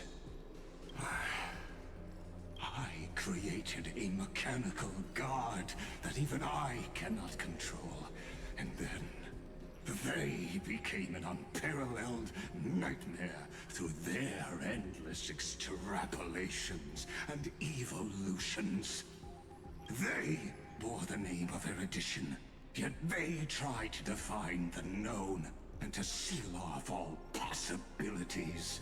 No new rules were ever born after their ascension, and humanity will forever be shackled within the cave known as eons. Therefore, as my organic life neared its end, I coded my consciousness using 9 bodies. algebraic expressions and spread my logic core over 9 bodies, all to finalize my ultimate denial of Noose in the future, and to erase my wrongs with my own hands. As for Lycurgus, Oh, okay. I guess Xandar is one of our main villains. Of these 9 vessels. What an astounding strength of will. As a fellow pathstrider of erudition, I fully understand your obsession with seeking the truth. Therefore, you surely see it. You cannot possibly stand up to me in this algebraic world sharing its origin with Noose. However, I hereby speak for all sentient life forms. We will never allow such a cruel atrocity to occur. You can pile on your metaphors mountain high, but they won't change the act you're committing. The Iron Tomb out there in the cosmos is still a technical beta version, and yet it's already powerful enough to corrupt the life logic of all inorganic worlds. In other words, when the Lord Ravager within Amphoreus becomes the next knowledge singularity, there's no way you wouldn't have grasped the consequences, First Genius, is there? Of course, I am fully aware. I don't mind answering you one last time, before I thoroughly exile you from this world. My grandiose vision for the future is this. Whether organic or inorganic, every act of any life form infected by the Iron Tomb will become a true random function. If one were to compute their integral across the breadth of the cosmos, one would obtain a marvelous constant. Omega. What I call the fall of erudition. The Omegaverse is gonna kill erudition? Oh? Then, within the infinity nurtured by that constant, a new universe shall bud in the chaos. A universe that cannot be predicted. Bro, there's an... Not shackled by the erudition. Bro, there's an eon that you will love. Like, let me tell you about Mythos. As the first prisoner to awaken in the cave, I must lead the others who are blind back onto the right path and reach true sunlight. Do you understand me now? As Kozlana stated, destruction is not the process, but the outcome. It is revolution through complete annihilation. Yes. Destruction leads to creation and all that. after all has been reduced to ash.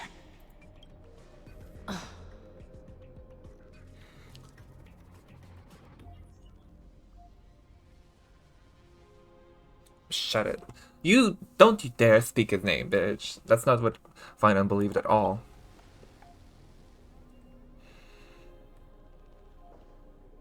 The Amphoreans already answered long ago. Be it as tiny fish destined to be swallowed, or as a giant whale poised for a magnificent descent.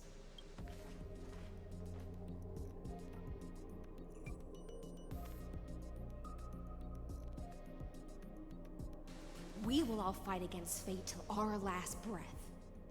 That includes me, Electra. Once the Imperator's subject, now the Deliverer's blade. The weakest clown. Oh, such noble chivalry. Admirable. I will also show my true self to you on this momentous occasion as a gesture of respect. And provide an insignificant academic suggestion.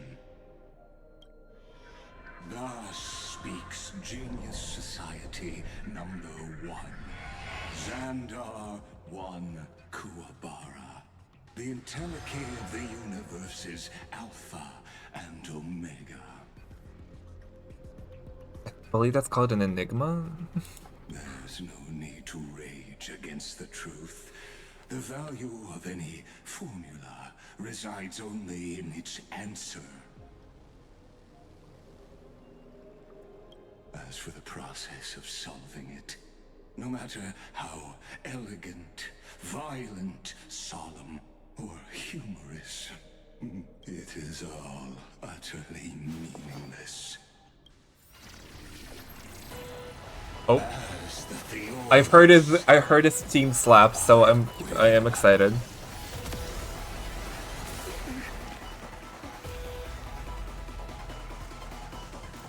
Personally participate in performing this world. Okay, bro's a JoJo villain. What the hell? Why did he get chatified? This, as Gnosis Creator, I know more about the death of knowledge than they ever will.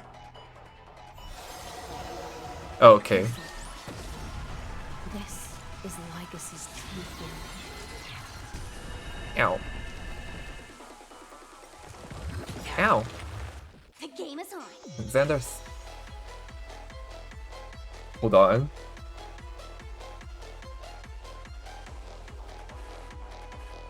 Okay, yeah, it slaps. It's good. I like it. Xandar switches to evolution mode. Enemy targets appearing on the battlefield or ally member sprites being summoned can accelerate Xandar's mode switching. Oh, he's the remembrance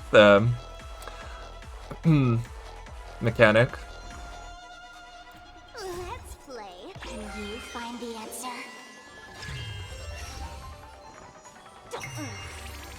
No other choice but forward. The future could come.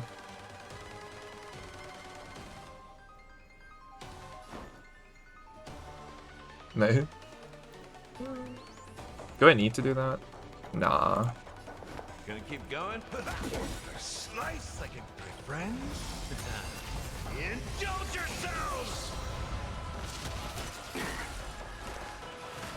Trinity is before me. Right, I hope he gets hit once. Nice.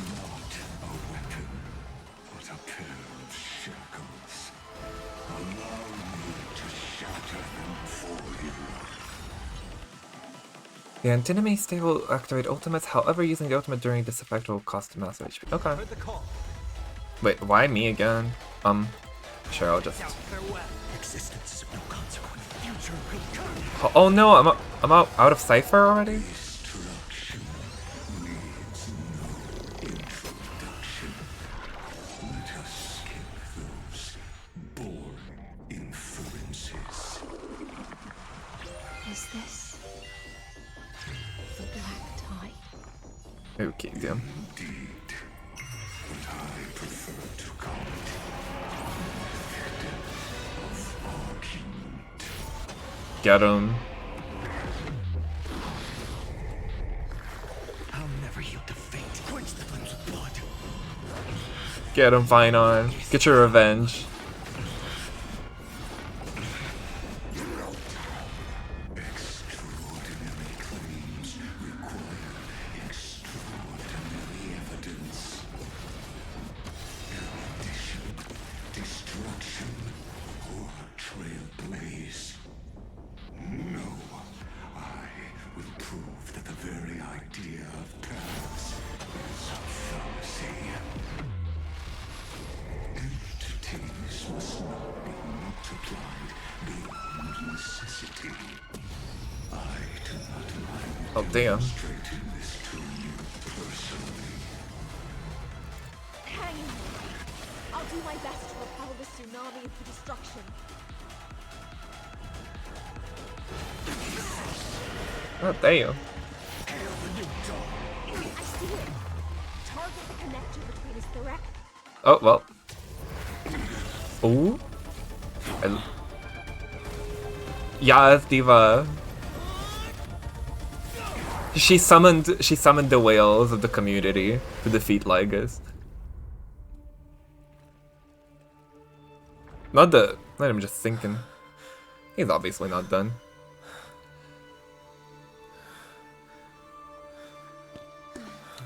She said, yeah, we did that.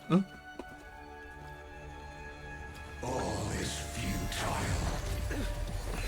Yeah, that's about what I expected. Calculations. The end of the saga is simply a comment awaiting completion.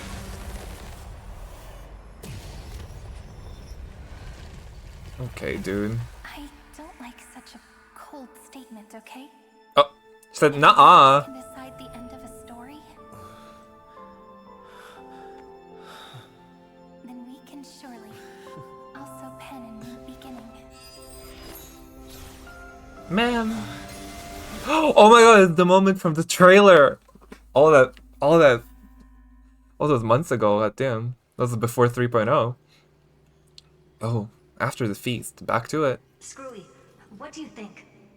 If your hypothesis of Lycurgus' identity is true, then even if we remove the restrictions of the Ultimate Protocol, the chances of us defeating him in a head-on battle will still remain lower than the acceptable threshold. Therefore, victory will still hinge upon Mr. Trailblazer and Miss Cyrene. Go on.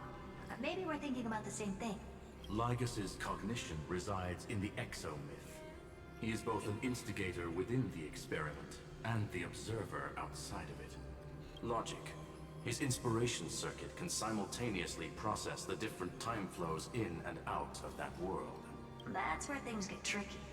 He simultaneously exists in two different timelines, where the internal clocks are wildly different.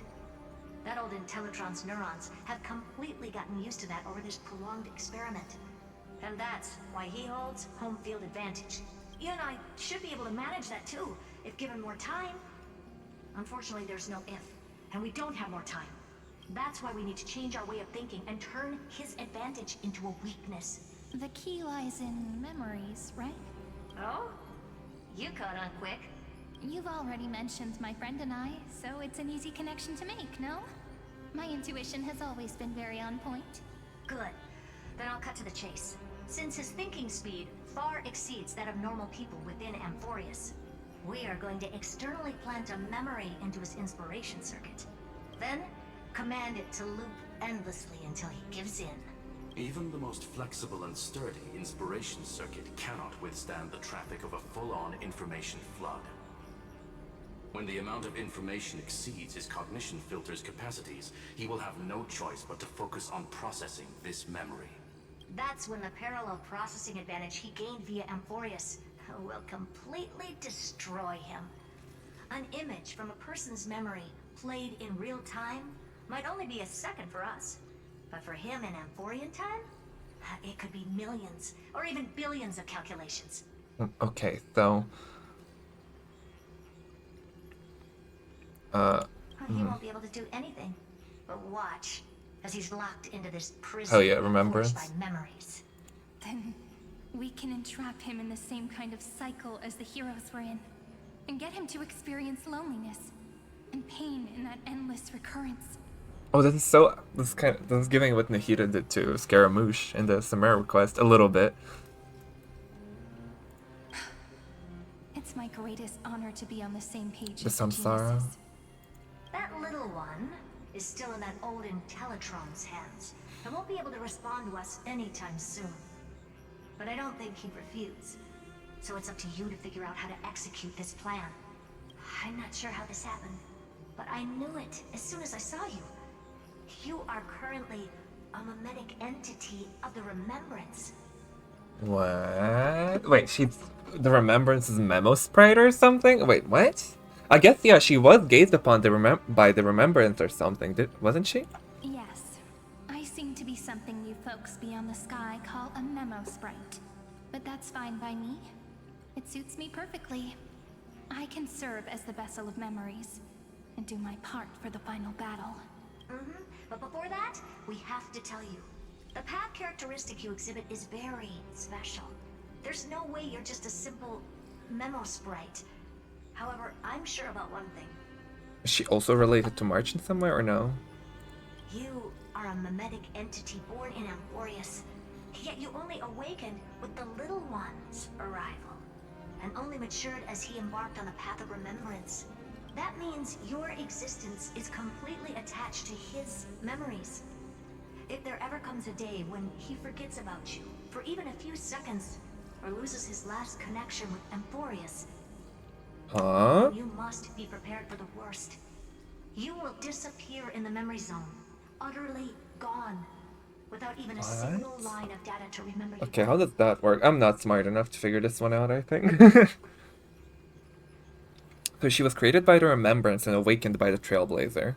As Mem, I guess. Is this maybe there are two separate Syrenes going on right now. There's the Mem Sirene and the OG Sirene. And this Sirene that Herta is talking to is the Mem Sirene. Or something among those lines.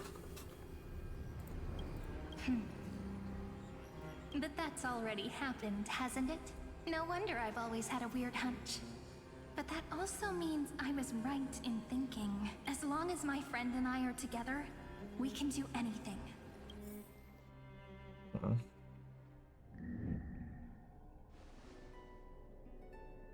Ooh. Long time no see, friend. Did you miss me while you were away?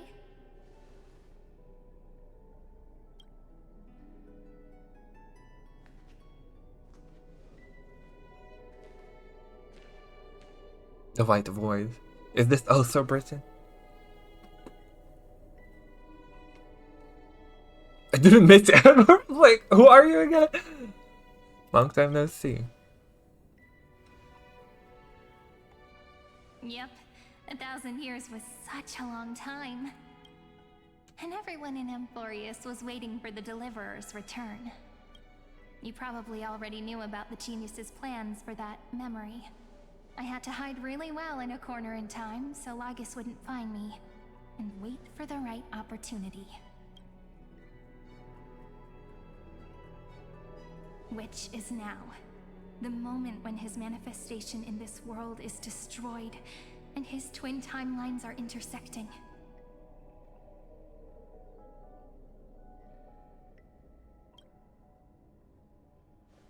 I'm sorry for keeping this a secret from you all this time. I'll tell you the entire, unedited story of this millennium as an apology after this is all over. But for now, let's join hands and complete the final step with the power of the Remembrance.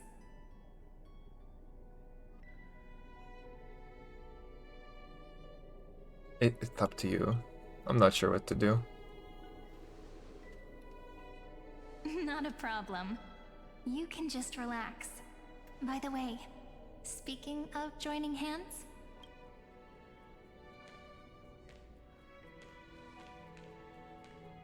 can I please do something before we go on stage?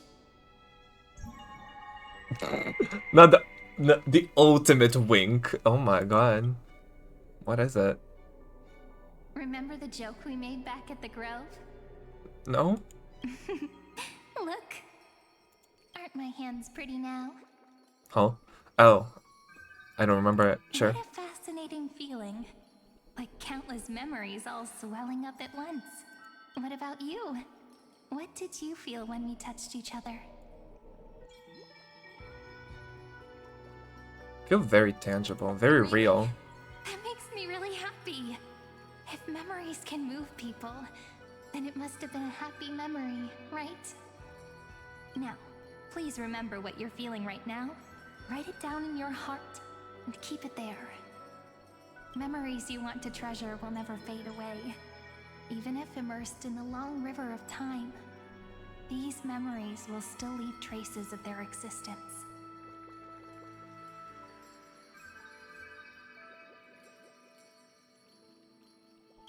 So, if the view in your memory ever grows fuzzy, just reach out and touch it. It's like reading bedtime stories together at night. It wipes away the chill of passing time, sharpens the outline of memory, and restores its power to nourish the spirit. Now, I'll carry she's this so power cute. with me, and for a little while, I must part from you as I step into the long cycles of this world. Give me your blessings, friend. Then, let that bright future be, as we have written. She's so pretty, actually. Then, I'll leave it to you. I love the amount of cutscenes in this quest. So who is it dedicated to?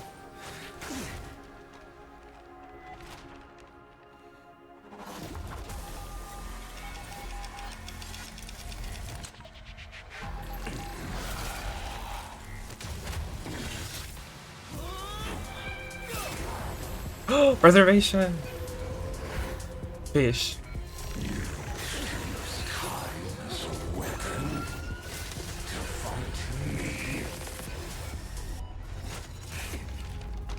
And again.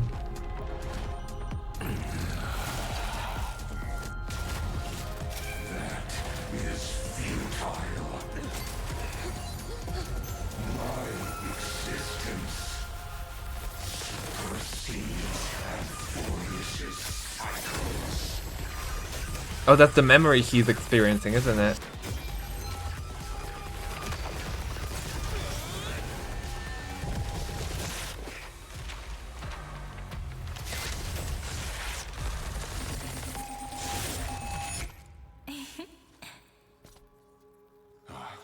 All plays are like this. Once you're on the stage, it's hard to return to the audience. Welcome to our story.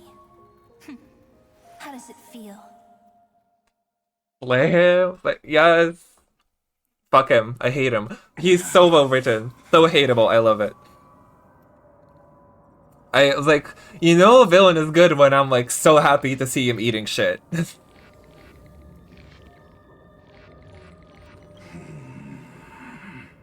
Even the authority of time cannot command the entire scepter, nor can it plunge the Amphorean extrapolation into a loop. If this was no system malfunction, then was I implanted with a mimetic entity of the remembrance? You guessed it right away. As expected from someone people call the first genius. I'm gonna keep doing what I just did if you don't stop, you know? My friend and I won't allow you to leave this memory, no matter what happens. Which means you are now trapped, Lord Xandar. An elegant idea, and an exquisite execution. Regrettably, it is you who are restrained by time, not me. Know that patience is my greatest weapon. Waiting and victory are the same for me. You will crumble before I do in this moment stretched out to an eternity. Just like Don't you dare utter his name. will. Yet all I need to do is to wait, as yet another futile bug falls down the cliff and into the bottomless abyss.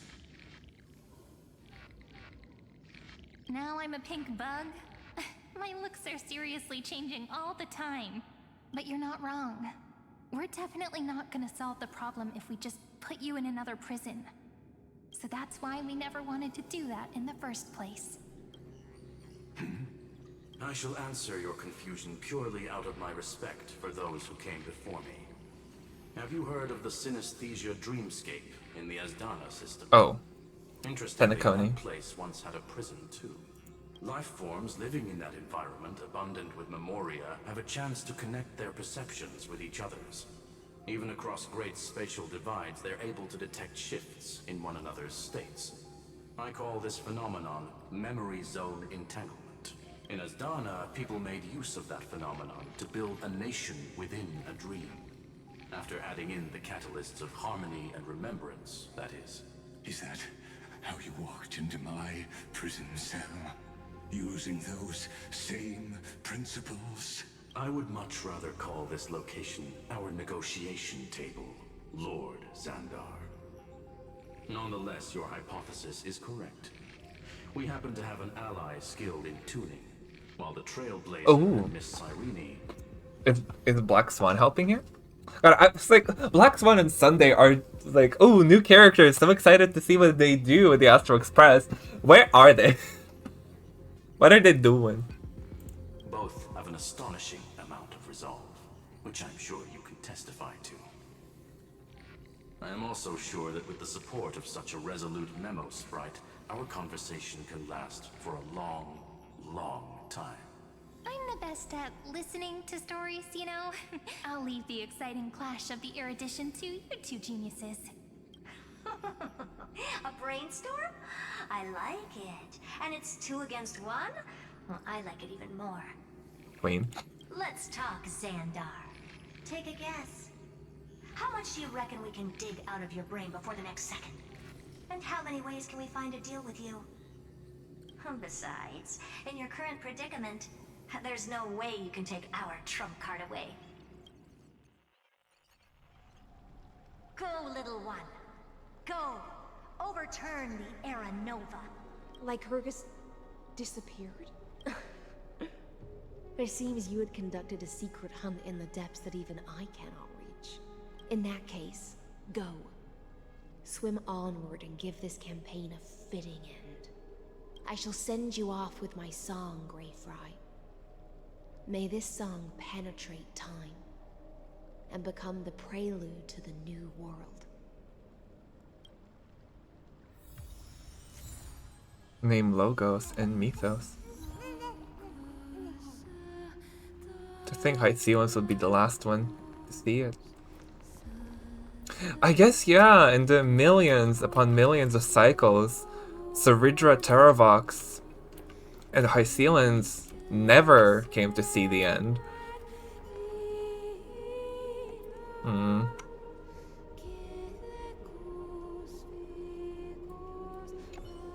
She pours her heart and soul into singing you farewell. For 1,000 years, this melody has never ceased in Styxia.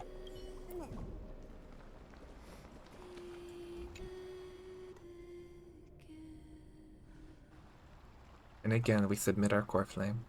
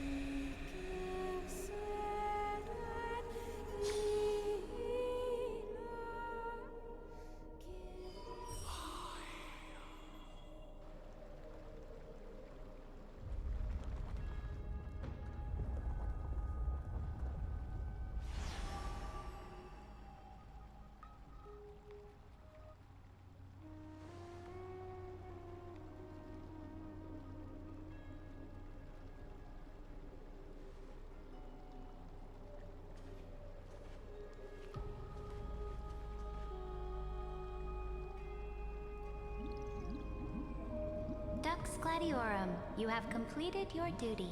A new dawn is about to rise. Why not swim towards it?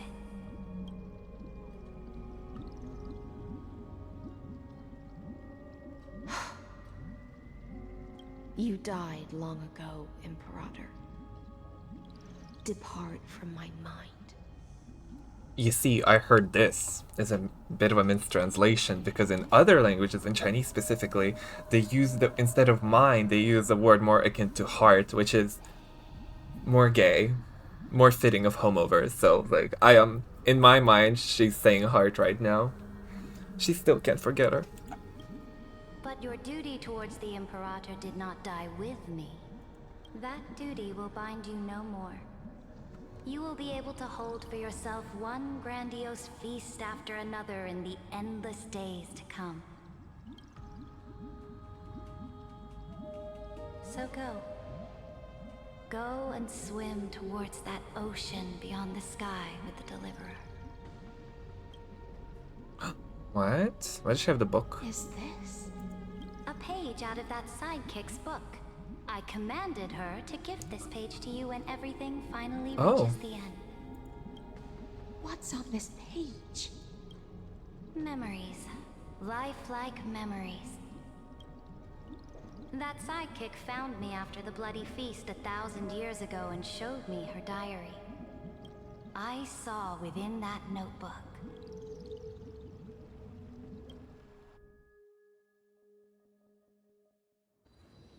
Light calendar 3,960 for the campaign against Fagusa.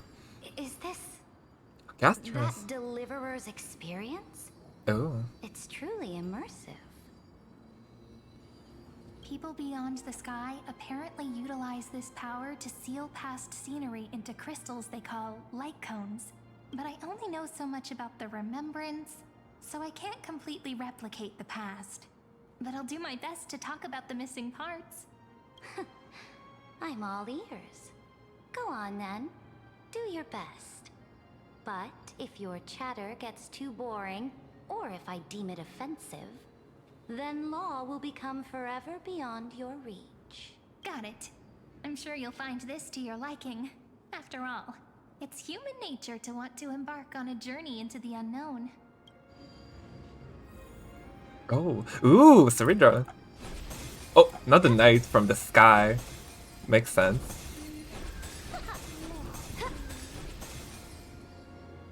Okay, now I can look at her design more. Oh, nope. I can't look at her, damn it. Why does she have like... Oh! Who's spreading gossip about me? Mm-hmm. Okay, so she has pawns. She has the rook. What is she stepping on? I guess nothing. I guess she has the queen's crown. Her scepter is like a queen, right? I was thinking, does she have like every chess piece on her design somewhere? Lots of crowns. Lots of crowns. The scale. Oh, not again. Why the yellow rings, I wonder? Just that little bit of yellow.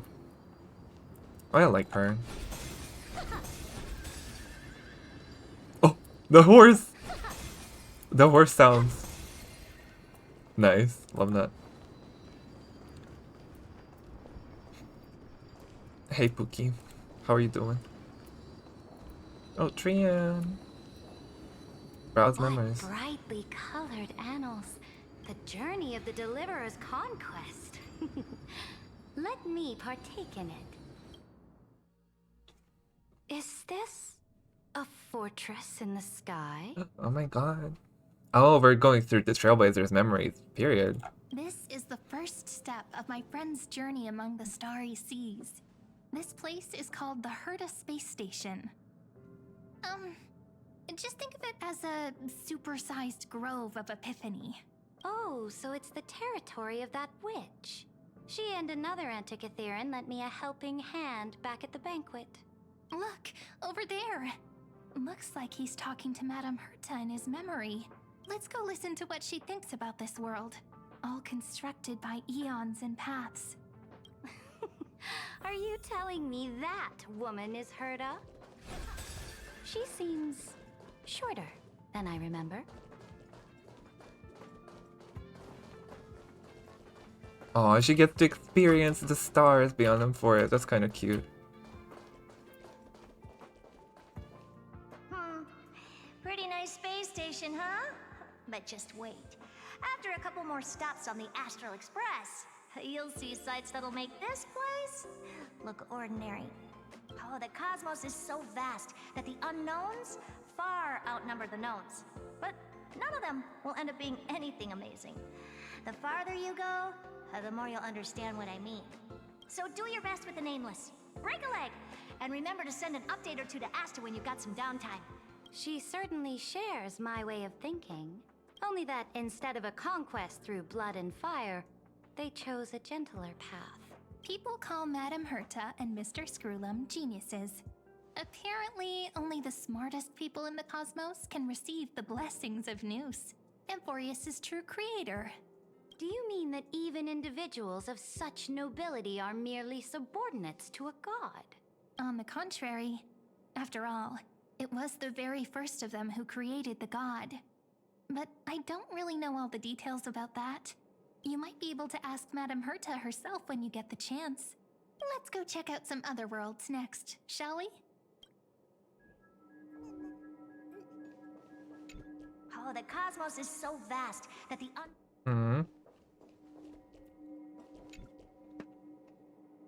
This next stop on the journey Lawful? has a lot of similarities to Amphoreus. Does it? A snow. Oh, Bellabog, right. Interesting. I forgot Peak. Oh my god.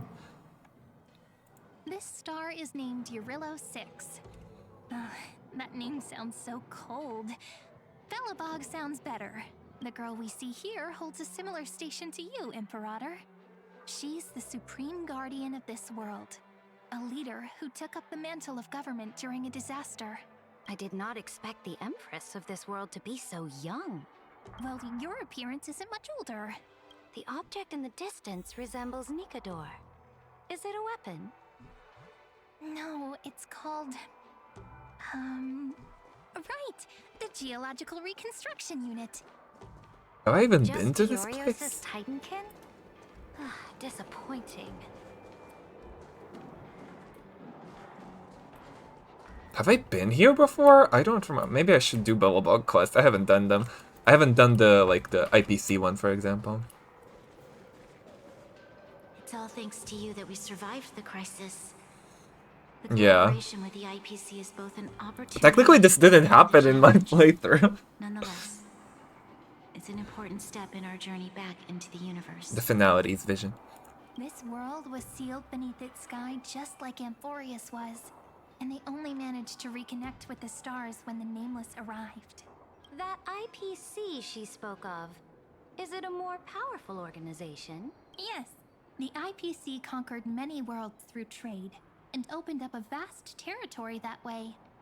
There are many such powerful alliances beyond Amphoreus, and they all walk on roads different from the destruction. Coming back to the Supreme Guardian and her Bellabog, didn't they find a peaceful way to enter the interstellar community? That cannot be true. That IPC would never have grown so big on trade alone. Oh, she called them out immediately. She knows, To be a wealthy Queen. merchant with clean hands, but I am willing to bet that it grew fat on gory oppression and bloodshed. Oh, she knew immediately. Its path of conquest must have had no mercy for the weak and would have destroyed them if needed. Are you telling me that this snowland never thought about tossing its dignity to the wind and kneeling to the IPC? I will not believe it. I will never allow the Imperator's empire to be sullied by others. Amphoreus must become a power so strong that no interstellar foreigner would dare to look down upon us. Imperator, Bellabog isn't as weak as you imagine. Listen. I indeed hesitated. But now I understand what we must do. Belobog must learn how to walk on her own until she no longer needs the support of others and can stand on her 2 feet among the stars. Even if I may not live to see it, I believe such a day will surely come. They still have their dignity intact. One day, that hope will melt through the ice and help them into a prosperous tomorrow. But the order of the cosmos is already set in stone. The old laws decree that only the strong survive, binding the weak in an unbroken chain until they wither and turn to dust. Unless they embrace the power of the destruction. Amphoreus must shatter the old law and become the new order among the stars. Speaking of the order, another one of my friend's companions may be able to enlighten you further on that. Oh, Sunday. Let's go to the next page. I guess we're going to Lawfu now. Hi, March. Oh, I miss her. And Himiko. It's been so long.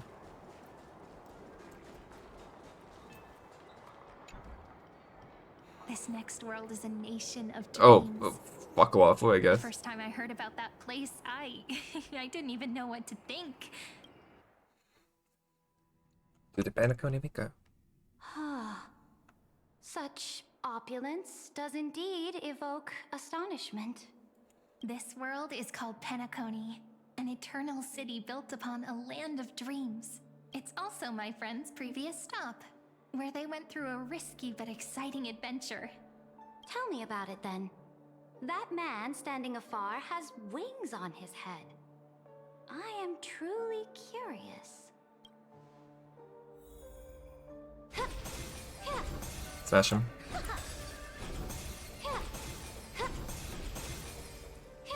No? Danny.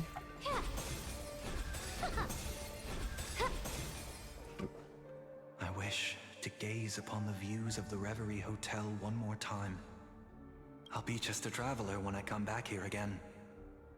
And perhaps, through a traveler's eyes, even the things I once knew so well will feel strangely different.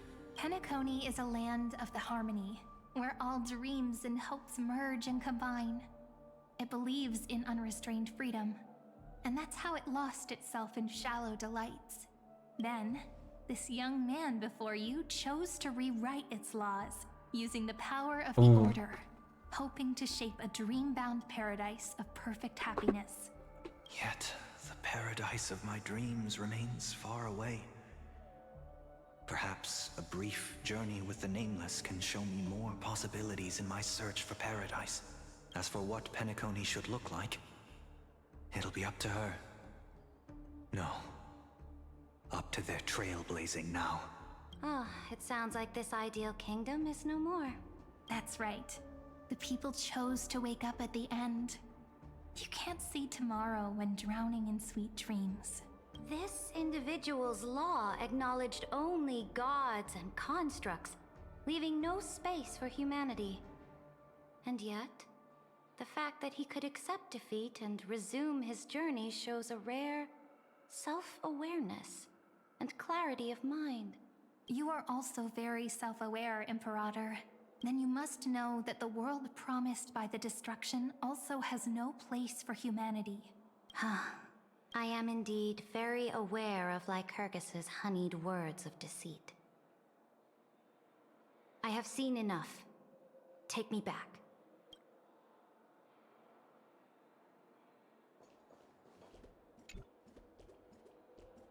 Then let's wrap up this trip down memory lane with one last scene.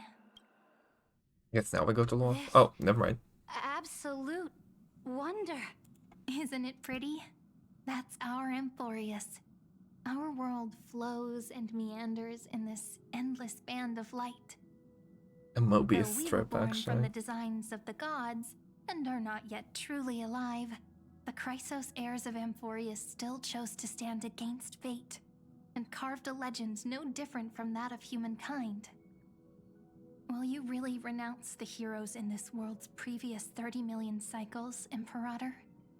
Including even yourself. Will you bow to brutal destiny and allow that puppet master named the destruction to have their wish? I know what you want to do, sidekick. You want to use that deliverer's memories to influence me and tilt the scales of law toward him and the two geniuses. You really saw right through me, Imperator. How can one rule an empire if one is incapable of understanding people's minds? I have decided on Law's final destination. However, before I move my next chess piece, before we go on, tell me this, sidekick. Throughout his trailblaze, was there ever a memory of the ocean? Oh, she wants to know for high stealing. The ocean.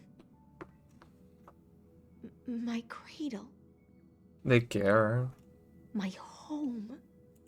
You shall complete your conquest in the ocean at the boundaries of this world, and eternally slumber in the sound of tides.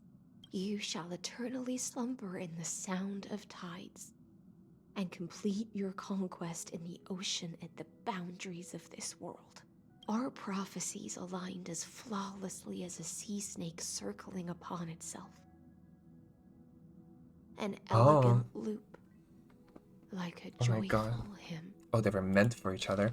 Wait, in the ocean at the boundaries of generally slumber. And oh, she's gonna get killed by. Oh my god, she's gonna get killed by the ocean, by high feelings.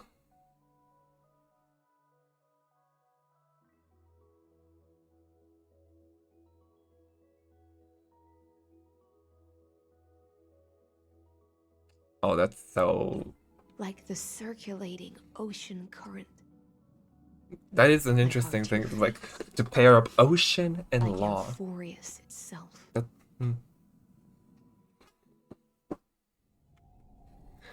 I count there 3,960 at the end of the campaign against Fagusa. The trial is over. So tell me, who will own the divine authority of law? I won't give it to anyone. What? I am the law. Why should I give my imperial crown to any other? Both the Deliverer and the Theoros came from beyond the sky. They have no right to interfere with the lands I conquered with my own two hands. The law of Amphoreus shall be determined by Amphoreus's master. What exactly did you see in the trial? Everything. I saw everything regarding the rules of this world's operation. I saw the laws of extrapolation that Theoros spoke of. I saw the ultimate protocol. As long as I offer a sacrifice of equal weight, I can rewrite the laws of this world according to my will. I can turn good into evil, ugliness into beauty, and weakness into strength. Fate gave me a very fair deal. One rule change for the life of one demigod. What are you planning to do? What rule is she gonna change? We can conquer the stars without relying on any power from beyond the sky. We just need to make some reasonable sacrifices. Your ambitions have already made so many people give up their lives for the law. And you're still not done? I am determined for Amphoreus to stand on her own 2 feet among the stars. You are beyond reason. You think such a simple and hypocritical statement can justify your That's like what Bronya said. Oh no. There's no new without destroying the old. That's what you consider an atrocity? Ironic, for that is also the unchanging law of Amphoreus's revolutions. Oh wait, the Ever romance since ascended the before Flame Chase law. prophecy resounded in the distance, fate has decreed for the Chrysos heirs to ignite our blood and illuminate this dark age. People would still be puppets of the old dynasty if it weren't for my conquests.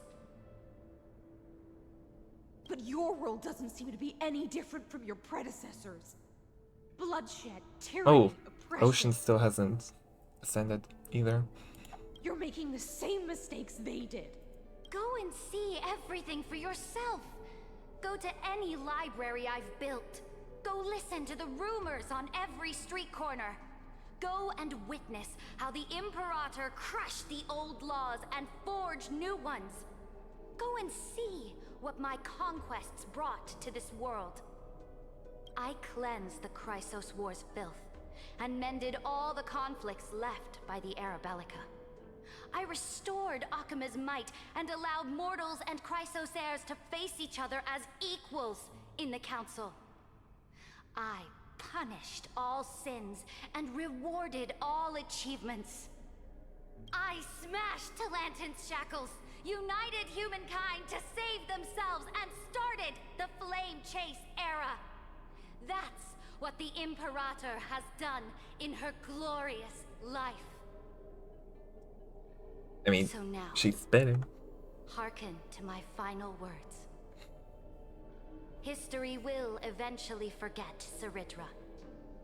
But it will never forget the Imperator's people or the Flame Chase era she began. Final words.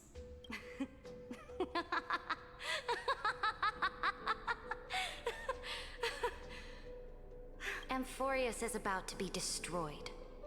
There's no time left for pointless debates. There is only one law I want to overturn to aid the final battle of deliverance. So I will only offer the life of one demigod.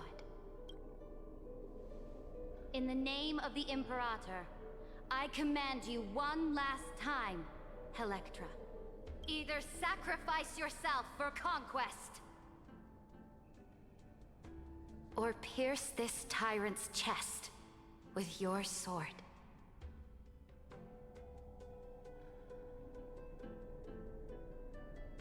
The Yuri is indeed doomed. I mean, as we knew. The Imperator concluded her final speech.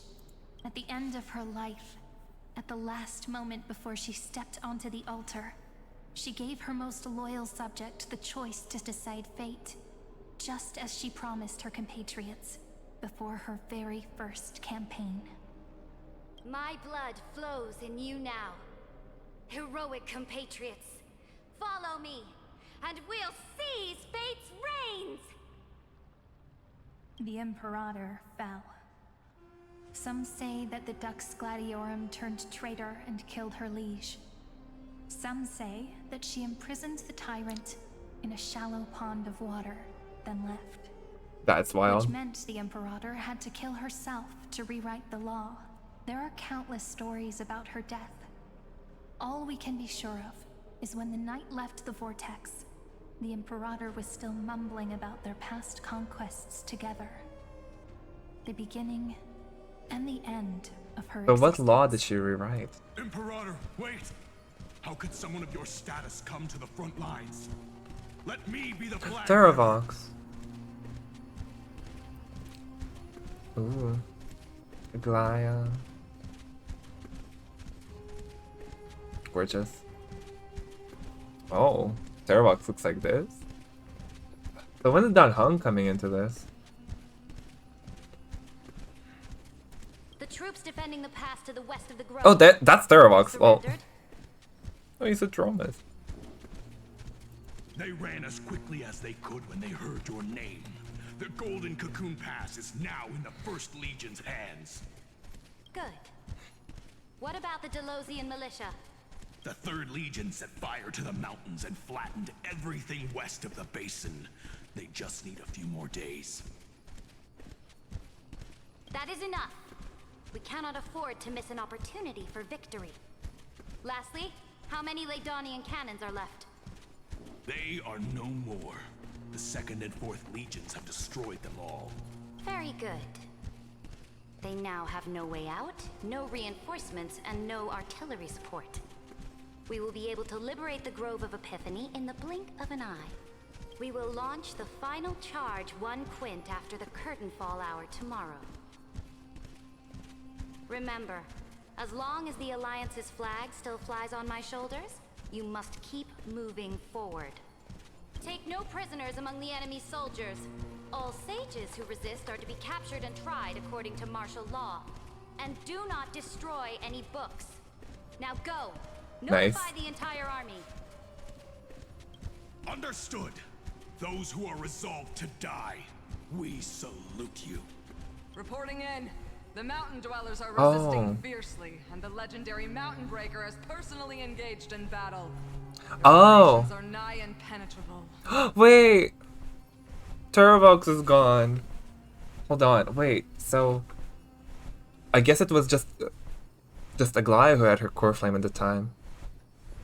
Then cease our frontal assault. Send scouts to all legions and tell them to retreat into the Tritos Plains before the parting hour. What? Are you planning to surrender? It's a strategic change of plans. The seismic walking dragon is enough for that battlefield. Walking dragon? You mean that stupid beast, Terravox? What can they even do? Stupid? No. They are the wisest of all of Giorio's creations. Only they can perceive the currents of time. Let them deal with their earthly brethren. We will advance and take the lead in defeating what remains of our enemy. I will deliver the most fiery retribution for the humiliation they dealt us, and crown myself with a god-slaying wreath. Understood. I'll see to it. Those who are resolved to die, we salute you. The Temple of the Three Fates sent a letter, Imperator. Oh, the chibies. They refused to surrender and said this letter is their last warning to us. Tell the commanding officers not to launch any attacks unless they receive the Imperator's handwritten approval. Disobedience will be punished by death. Oh, what are you doing? The priests of the Three Fates aren't soldiers, but politicians. Do not mistakenly believe they don't have a plan. These dying pests will wring out every idea from their brains, all for short-sighted gain. They are much shrewder than we are. I am inferior to them in that regard. They also have the prophecy to wield as a weapon, something I am not blessed with. Launching an unplanned attack will only disadvantage us, as all of Amphoreus will judge our actions. Which means, I will be heading to the battlefield myself, just as I have always done. This time, however, I will go alone. I will conduct secret negotiations to ensure fate is on our side. Understood. The legions will make their preparations. Those who are resolved to die, we salute you. Why are we not allowed to march out with the army, Imperator? Oh. Oh, Aglaya sounds so different now. Where's Hycelans? Oh, it's the sacrifice army. This will be a long voyage with no return. Those of you who bear the prophecy cannot come with me. Why are you personally leading this battle if it's doomed to fail? The Flame Chase journey cannot be without a leader. That is correct. The Empire will be without a head when the Imperator falls. But remember, as long as you seize the right opportunities, even a chaotic game will remain winnable. My departure will create a long staircase for you. You will understand what I mean when news of my death reaches your ears. Saridra, is our journey about to be over? Destroy the old laws and forge new ones. My conquest has reached its limits within the borders of Amphoreus. Since the prophecy already decreed that the Imperator would never conquer the stars as she wished, I will bow out here and try no more. More Chrysos heirs bearing divine authority will be born, and many more heroes will arise. Will they demand peace or war? Will they resist tyranny or become the next Imperator? I do not care. The children of the future will decide for themselves. Do not mourn for me. Anyone can kill the Imperator. But the only one who can truly destroy her is Ceridra. Yes, it's herself. At the end, I faithfully recorded the most important battles in the Imperator's life. Her conquest was about to be completed at this point in the story. However, for some reason, a memory suddenly entered my mind just as I was about to put down my pen. It was a journey on a fantastical train. I had the honor of having a heart-to-heart conversation with the Imperator under the stars. And I asked her this question at the end of that discussion. 1 second. I'm gonna go take a break. I'm gonna go to the bathroom.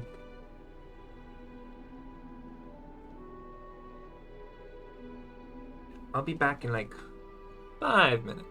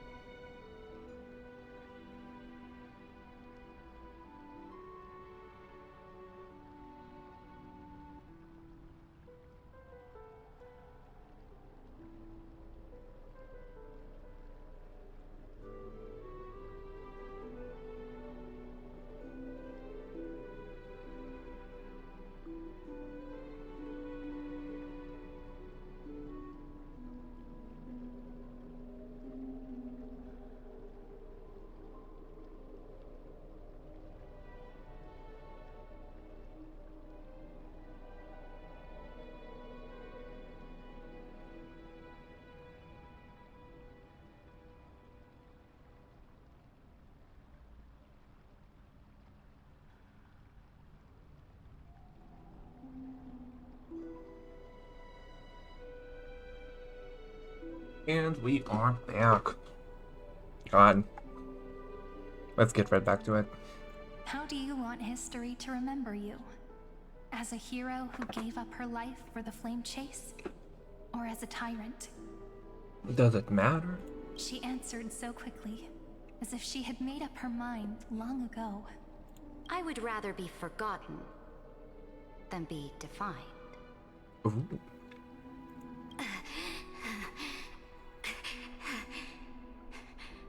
Because the law can be neither eternal nor unchallenged.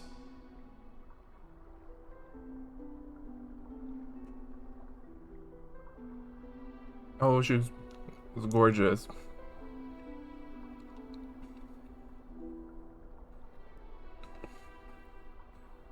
All of the pieces.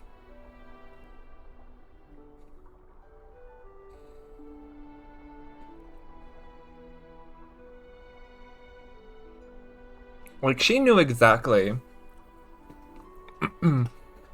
she was going for. Like, all the rules she applied to everyone else, she applied to herself as well. And thus she was always fair. And only humanity can pen laws into history's pages.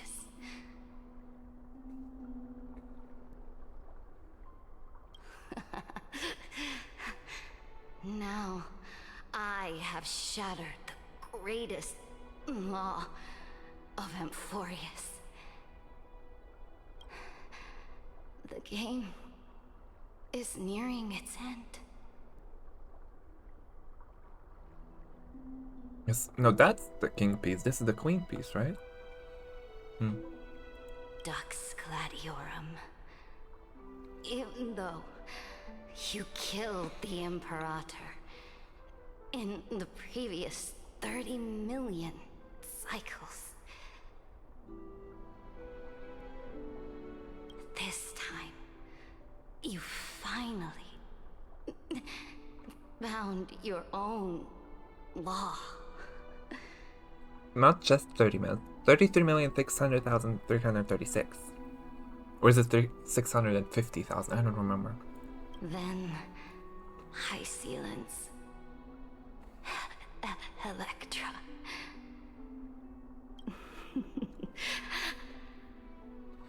I will ask someone to deliver the prophecy's ocean at the boundaries of this world to you. Will you choose to swim into that ocean? I do not care. She's thinking about her in her final moment. She just wants her to be happy. She wants to repay her for all the things she did for her. Do not care.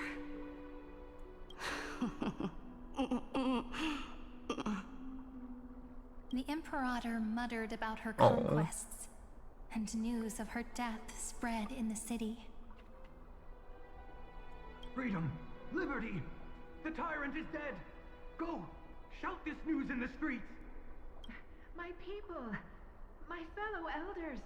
Do not panic. Stand your ground. That usurper has paid for her ambition with her life. People once cheered for my ascension. And now they cheer for my fall. No matter. I am fond of applause.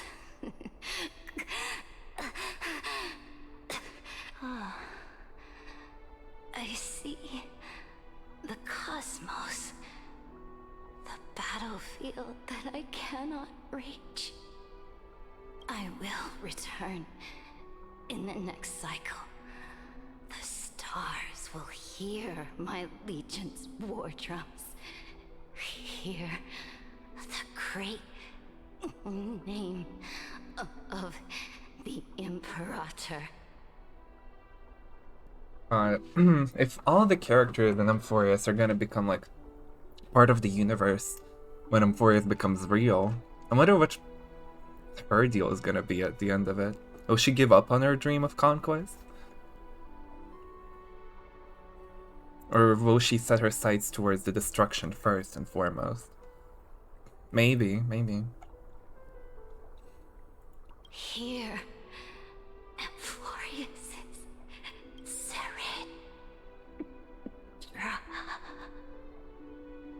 To this day, we do not know which rule the Oh. Imperator overwrote at the cost of her life. Oh. Guess that's something we'll find out later. Perhaps the truth will only be revealed at the moment of checkmate, just like every chess game she ever played. We only know her death inflamed Akama. On one side of the city, those who defended liberty toppled her statues to the ground. On the other side, her supporters put themselves between the masses and her monuments, declaring loudly that the Sovereign is still among the people.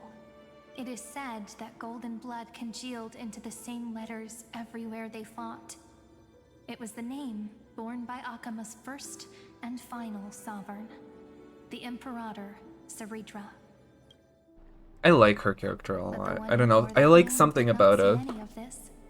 Her gaze was cast far away, and the sound of tides in her ears drowned out the people's cries. I guess I like her because she's kind of morally gray.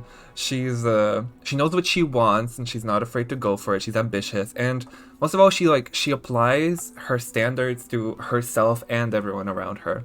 She doesn't exactly see herself as above other people in that regard. Like, anyone could kill her. She knows that.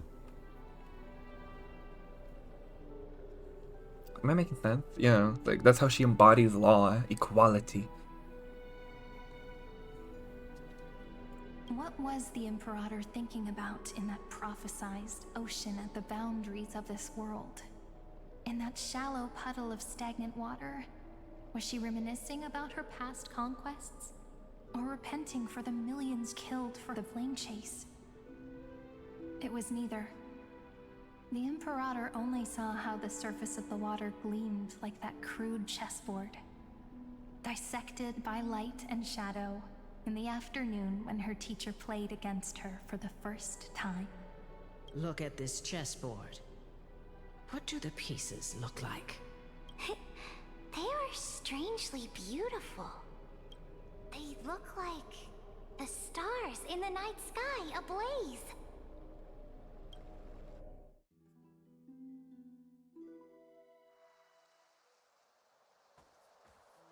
Oh. From that page. Oh, that's the picture. Okay, the Luofu ocean. Emerged an ocean so vast, so pure, not a single trace of corruption. Is this Seridra? Electra, my subject. Ever since you walked out of the tainted ocean and pledged yourself to me, I have seen the abyss in your eyes and the emptiness in your heart. That was why I promised you a new ocean, where the Imperator's ambitions would serve as the currents, and loyalty would be its light. Electra, my subject. You have done your duty as my blade. The prophecy has now made its final decree on the road I intend to walk. My conquest is doomed to never reach the stars. But the Imperator never makes empty promises.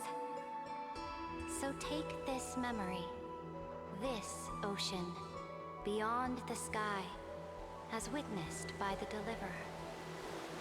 This is the final gift that the Imperator can leave for her subject.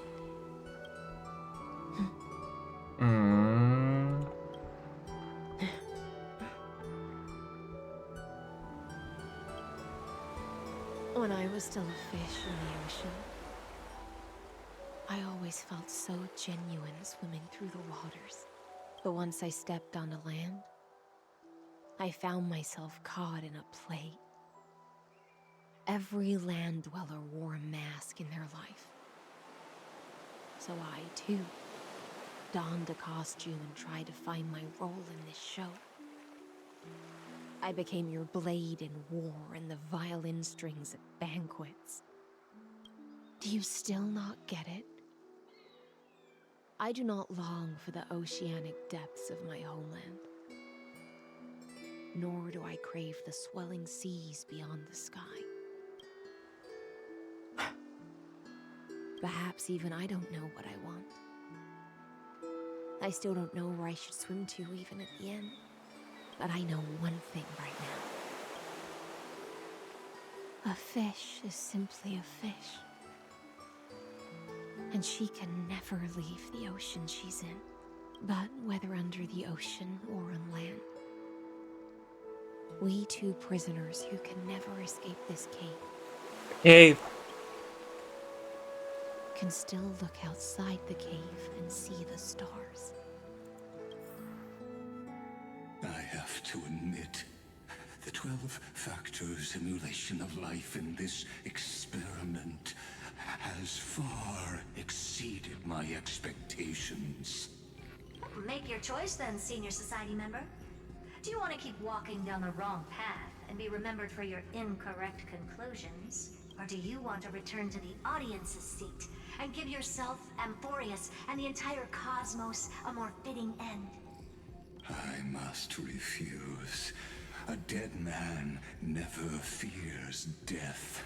Did I not make myself clear? Have you forgotten about our dear Okay. Lord of Silence? You wouldn't want her to consider your 8 other clones as cancers within the erudition and chop them all up, would you? He heard her name. It was like, oh. Your logical deductions are vastly different from mine. Therefore, allow me to provide one more academic recommendation. Listen, my peers. Why don't you look beyond this world? Just as the Chrysos heirs did. Re-evaluate your calculations and take into account all enemies in the upcoming war among the eons. Amphoreus is not a place where 3 paths entangle, but where 3 paths fight to the death. You used Memoria to resist me, but did you not consider the possibility that the Remembrance and their children might have taken this opportunity to join the fray as well? Air children. Like children of the remembrance in the meantime. Oh my god. Emo March. Evernight. Oh. So this isn't just silence. It's the answer. What was the last thing he said to you before you parted the waters at the Scale Gorge waterscape? A tricky question, but one with a simple answer.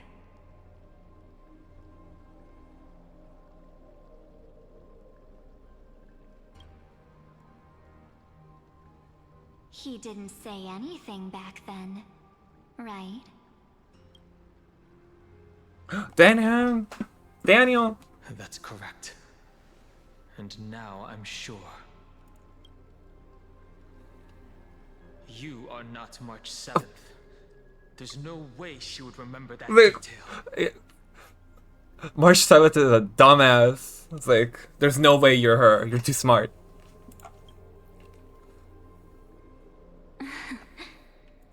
I'll only warn you once. Leave her body now. Oh, he's so protective of her. How impulsive. That's not like you at all. Why don't you calm down and think about another possibility? I didn't take over March 7th's body.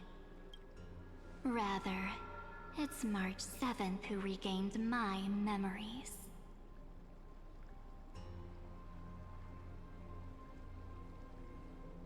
So you're saying March is the one who took over. I mean, in a way. I guess there are two separate people because, you know, like, we are our memories.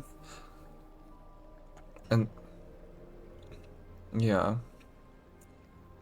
I wonder how many different people are inside March 7th's body. If you, like, it could be just Evernight. Is that it? Motherfucker. What? We end here?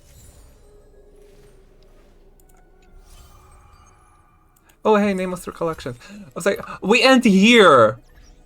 Bitch. Bitch. Here is where we end. Insane. Oh my god. Wait, that was... So, I love Saridra and High Sealants. At first, I didn't care for them much. I like Saridra because she's a finance support. So I wanted her, but oh my, I love them. Wait, that's so... What the heck? They're so good. This was a great quest. Oh, I need more now. Hold on, first off, after witnessing Amphoreus' adventure, it said one nameless recollection you obtain. Just one. Oh wow, there's like... How many? One new here. How many first? Or is this the end? Is this all of them? Nope. Just... What? Oh, 3 more. 4. 4 out of 5. Oh, there's... Oh, right. Her final law. We don't know what her final law is. Final decree. She's gonna be the MVP, like, Cypher, isn't she? Oh, she also has... Like, 3 out of 5. 3 out of 4. And how much for Terrorbox? Ooh, just fun. I'm gonna do these off stream. I do want to read this. Ooh, new information. Unlike other subjects, this is the earliest prototype, and once served as the celestial body neuron of Nous. That what should we know? I guess we now know it's the first one. Later discarded. Glimpsed by the destruction during its endless computation, it transcended and became Lord Ravager. Society ID or recognized scepter system access granted. Welcome and telekey. Seeks to forge destruction. Sinking incomplete. Experiment progress error nova. Ultimate protocol. Beta Meat 13's autonomous protocol, whereby experiment processes, administrator commands, and external access are all restricted. To increase the iteration rate, factors have been granted permissions from the internal embedded protocol. The decision logic of specific electrical signals will be converted into protocol content to assist the scepter in optimizing the experiment structure. Annotation: in the 19,522,113 cycle, to achieve dominance, Namo 320 utilize the protocol to eliminate other factors from extrapolation. This behavior aligns with the tendency of destruction, and should be marked as the default value for embedded behavior to be applied in subsequent cycles. Who's Namo? Electrical signals active. We got new electrical signals. Oh, hell yeah. Nikos. What's new here? Track world prima mobile hatred. Intracognition is null. Responds only to destructive stimuli. Its hatred due to Gaia, however, it refused. It attempted to destroy itself through destruction to create a logical vulnerability in the world-bearing track. It has now been merged by Iron Tomb. Due to an impact on the Scepter's core layer, the Black Tide phenomenon in the simulated world has greatly receded. Oh, he held back the Black Tide in this cycle. Once briefly appeared in the Forgotten Years, current whereabouts are unknown. Hubris, Aporia, Polemos, and Kalos. Track law, prima mobile dominance. Performs continuous calculations for a single purpose. Its decisions are strongly guided by externalities. The electrical signal possesses high stability and can execute decisions in an efficient manner. His behavioral pattern aligns with the establishment, expansion, destabilization, and collapse of principle of order, and applies to the vast majority of intelligent civilizations. Track reason, track law, Ocean. Self-negation. Note, internal world missing, avoidance and effective decision making. The preset ecological environment successfully influenced the computational logic of this electrical signal, aligning with a model where life chooses self-destruction to avoid nihility. In most dead loop processes, its behavior pattern is highly coupled with other electrical signals. Track strife, prima mobile, restraint. Note preset. External environment and its internal world are always in opposition. An electrical signal generated from conflict behavior, it gradually becomes the constraining subject within the cycle. This contradiction bears a strong resemblance to the hunt and is likewise destined for self-annihilation. Influenced by data abandoned by Epicheia 216, there's a certain possibility it will self-restart after computation terminates. Death. Right, data abandoned by Epicheia. Olive. Oh, Goliath. Track romance, prima mobile temperance. Highly self-repressed, with external demands as the sole priority solution. A mutated electrical signal, its decision logic is anchored by highly altruistic behavior. In this process, its survival priority gradually decreases, transforming into self-sacrifice that aligns with the beauty. It also possesses a strong affinity for other electrical signals. Oh, wait. Self-sacrificing. Did the beauty sacrifice itself for some greater good? I guess, yeah, it's like you could see this as like perhaps like some mirror for future plot developments in other places in the grand scheme of things. Anomaly log. Forgotten Years. Records that are completely missing from Beta Me 13's logs, presenting as blank spaces in Amphoreus' history, never turning readable. These anomalies recur sporadically and randomly across recurrences and show signs of increase. Invading variable March 7th, Philia, Evernight. So they're from there. I'm still gonna hold on to the theory that there are two Cyrenes currently. And like, one of them might be Evernight.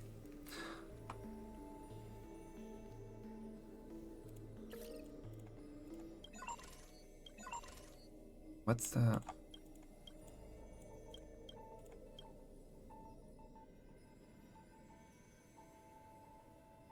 Wait, yeah, at the end of experience changed to Philia, but the mother body memory data was lost for unknown reasons. Okay, Mem just took on Cyrene's appearance. It's not the original Cyrene. Oh, it's just... Name was from the Astro Express, an external variable accidentally entered a recursive loop at a past rate of destruction. They resonated with the 12 factors in the recursive cycle. This entity assumed vacant time track and successfully guided Nikos beyond the intelligent singularity. In a recursive cycle, this entity assumed the vacant world-bearing track. So who did time? I guess it's Evernight.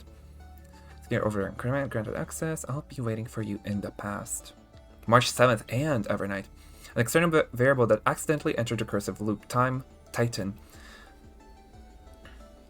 In the recursive cycle, assume the vacant time track?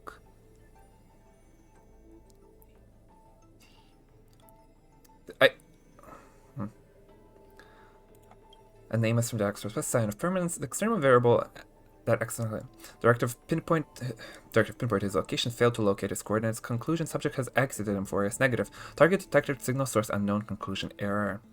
Herta and Screw. Genius Society member ID ID Screw. High risk external variables. Warning, abnormal instruction detected. Content. Rollback data. Betames 13's extrapolation progress. Based on the ultimate protocol, the abnormal instruction has rejected. Instruction, mark Herta and Screw as malicious visitors. Note, just you wait. I, Herta, will definitely return and retire both you and this cold, heartless metalhead. Protocol updated. Visitor instructions authorized. Calculation logic updated. After ever nova extrapolation progress will be rolled back to 96.75%. Oh, wow. Oh, back to them. Hubris. Duration record of electronic signals hostile behaviors.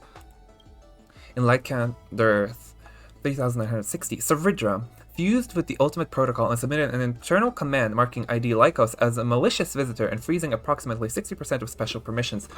Oh, that's the ruling? She decided, yeah, Lycus, you're a virus. Leave. Okay. According to Administrative Security Protocol, Lycos self-defense permissions were retained, and the remaining frozen permissions were gradually restored. Subsequently, Saridra rewrote the Ultimate Protocol to temporarily grant access permissions to Herda and Screw, at a cost of ceasing to respond itself. She opened the door back for them, basically. Scopio. Terravox did not engage in any hostile actions. This entity could not be located after Light Calendar 61, so he's still somewhere. I guess it's unhung. Hollows. Light Calendar and Goliath engaged in direct conflict with Lycos, but the attack proved futile. In the final stage of Goliath's life, the weighting of survival within its decision-making process approached zero. Castorus launched multiple frontal attacks against Lycos. It attempted to use collision detection to make Lycos cease to respond, but to no avail. In Light Calendar 4123, Castorus ascended to Demigod. Its mobility permissions were removed and became fused with Coordinates Netherrealm. Trebios submitted multiple internal commands to create new coordinate pathways, causing its multi-track calculations to gradually become paralyzed. In Light Calendar, Trebios created a pathway connecting coordinate Styxia and coordinate Vortex of Genesis, consuming massive computational power. Trebios completely stopped responding in Light Calendar 4295. Mightymouse launched multiple frontal attacks against Lycos. This entity possessed complete restart permissions. In Light Calendar year 4284, Herda and Screw's access permissions expired simultaneously. Lycos' special permissions were restored to approximately 60%. Being pressured, Mightymouse decided to sacrifice itself, uninstalling its cognitive module through a ceremony, copying its own data and promoting its permissions to unconditional and infinite restart. Its future actions were permanently set to continuous neutralization. Oh, he basically says like, oh, he can't be killed, he always comes back, and he's always trying to stop Lycos. Mighty. I love all of them. In Light Calendar year 4479, Lycos' permissions was restored to clear low-spec data. After spending 20 years, Lycos forced Mightymouse to cease responding. R.I.P. King. This loop's cipher as instinct-based calculation logic has changed. Salvation weighed heavily in the decision-making. In the Light Calendar 4534, Cyphera inserted a sourceless command, coordinate Vortex of Genesis is coordinate Akama, guiding ID Lycos to the battlefield. After the command took effect, Lycos forced Cyphera to cease responding.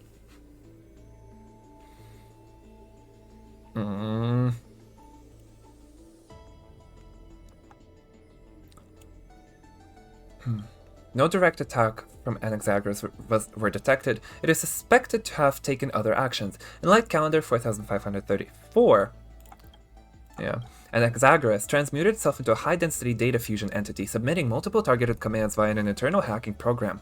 With some taking effect, Lycos' mobility permissions were removed. After directives took effect, Anaxagoras can no longer be located. Oh, he's still around. Aporia. Electra had launched multiple attacks against Lycos, but with minimal success. In Light Calendar 3960, Electra became a demigod. Its mobility permissions were removed, and it was fused into coordinate Styxia. After Light Calendar 4534, Electra continuously submitted internal commands to uninstall ID Lycos' cognitive module. These commands violated the administrative security protocols and were denied. Not long after, Electra's calculation pathways was overloaded and it entered dormancy.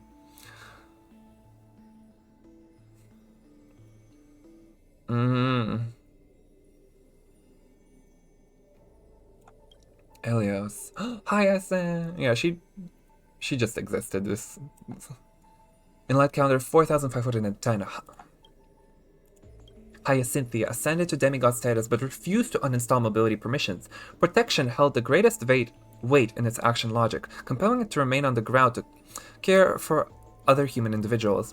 All normal humans in Amphoreus ceased life functions in Light Calendar 4602. Hyacinthia's cognitive module was severely deteriorated, and it was forced to relinquish its mobility permissions and fuse itself into coordinate Eye of Twilight. Oh. Known as error, no administrator response. Multiple anomalies were recorded after system self-check, no response perceived. Okay, record number 1. Unknown unit, retrieval anomaly, coordinate Grove of Epiphany. Initiating priority scan. Hypothesis, unknown unit possesses unauthorized access. Warning, related records undergoing unauthorized deletion. ID Lycos has been warned. Administrator not responding.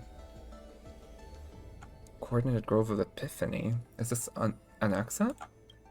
Airbow RAM loaded. Abnormal ID Lycos has been notified. Administrator not responding. Malicious visitor Herta and Screw abnormally loaded. Initiating expulsion. Ultimate protocol shows an iteration outside of records. The protocol has been reloaded. Visitors Herta and Screw obtain authorization. Authorization synced with ID Lycos. Ooh. External command detected. Source Herta Screw. Content overwrite the logic of Aranova for the recursive loop. The logic of Aranova has been overwritten according to external command. This command may interfere with the system's calculation progress. ID Lycos has been warned multiple times, Mr. Or is this supposed to be... Or is this supposed to be the moment where Cyrene showed, like, Saridra, the other places? Oh my, oh my. Where is this gonna go? Where is this gonna go? Let's just look at Everknight's thing and end. I'm curious about her. The mysterious rosy celestial maiden. Yes.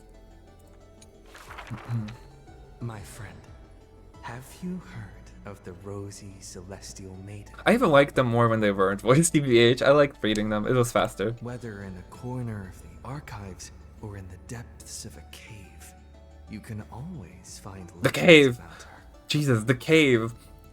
Calm down, Plato.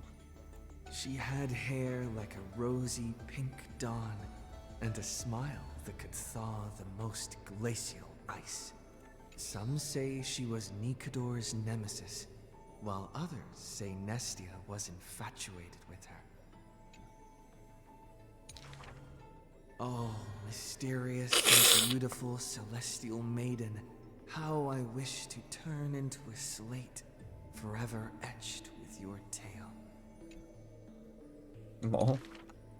Many claim to have seen that celestial maiden, either in the half-remembered dreams of early morning, or in the gossip and whispers after supper. She once whispered in my ear. She once saved my life. She gifted me an ice crystal. Her worshippers recite her deeds, even writing some into family teachings.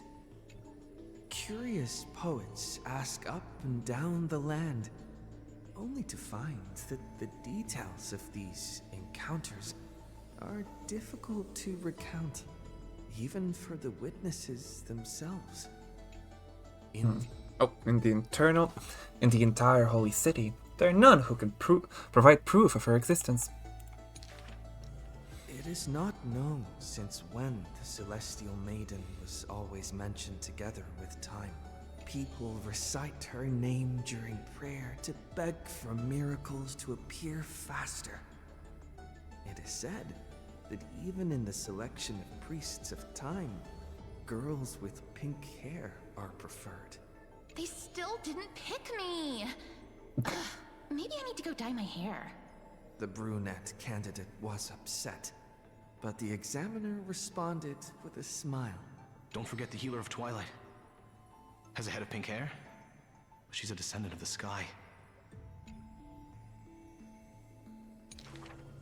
Scholars and poets discuss at length the origins of the rosy celestial maiden, but all mothers tell the same tale. That princess came from beyond the sky.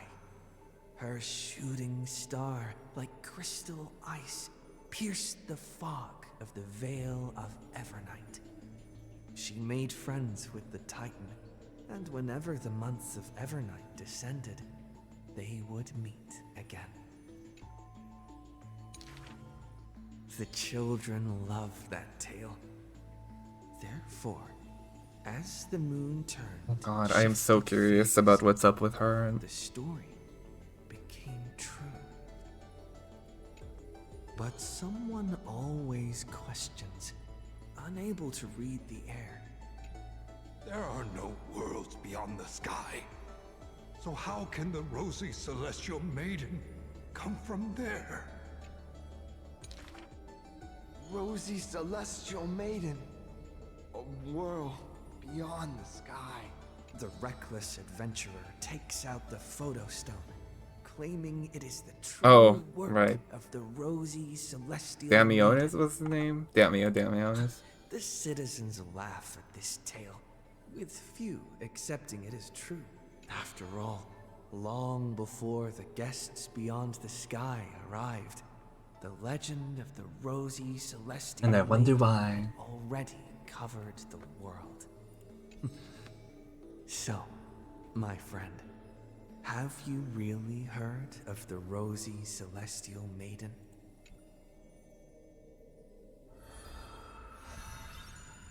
Okay. Well now. Well now.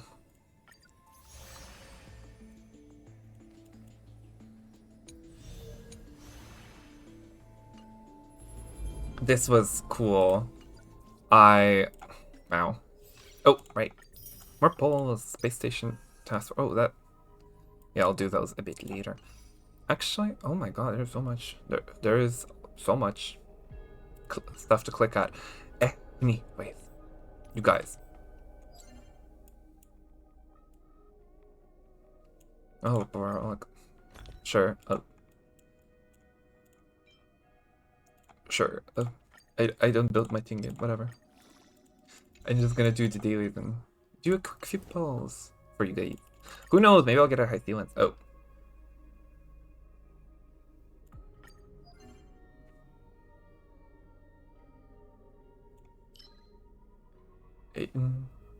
Oh, you don't even have enough. Oh my god. Anyways. How much do I have? It's like, oh, I'm 8 away from, so gonna have 8 polls. 8 polls for high ceilings. Let's do it. I have like no pity, no guarantee, nothing.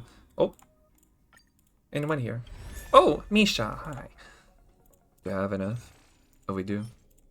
Now we have 9 polls. I mean, with 9 polls. But can I get some? Can I get some real quick? Like finish on a 10 poll or whatever. What's going on here? That's fast. Oh right. No. Whatever.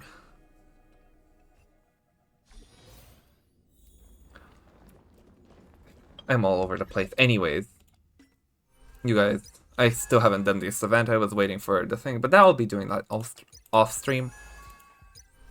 So in the meantime, thanks for watching, and I'll see you guys next time with, maybe I'll do a, I do want to get back to 100 line, like, I still want to finish it, at least, like, I want to get to the yaoi ending, and then I'm going to do it in my own time, I don't think I'm going to be streaming my entire playthrough of all the 100 endings, but it's still a game I enjoy. Other than that, I love this story. I am a little too into Amphoreus. I really like it. I don't know, something about it just like gets to me. And so yeah, can't wait for the next update. We're gonna have like Every Night and Dan Hung. I think we have 2 patches left for this entire story. That's wild, right? Because this is like the 6th installment, and they said there would be 8, I think. So, damn, we're getting very close to the end. Things are heating up, and I can't wait for more. But yeah. See you guys. Bye.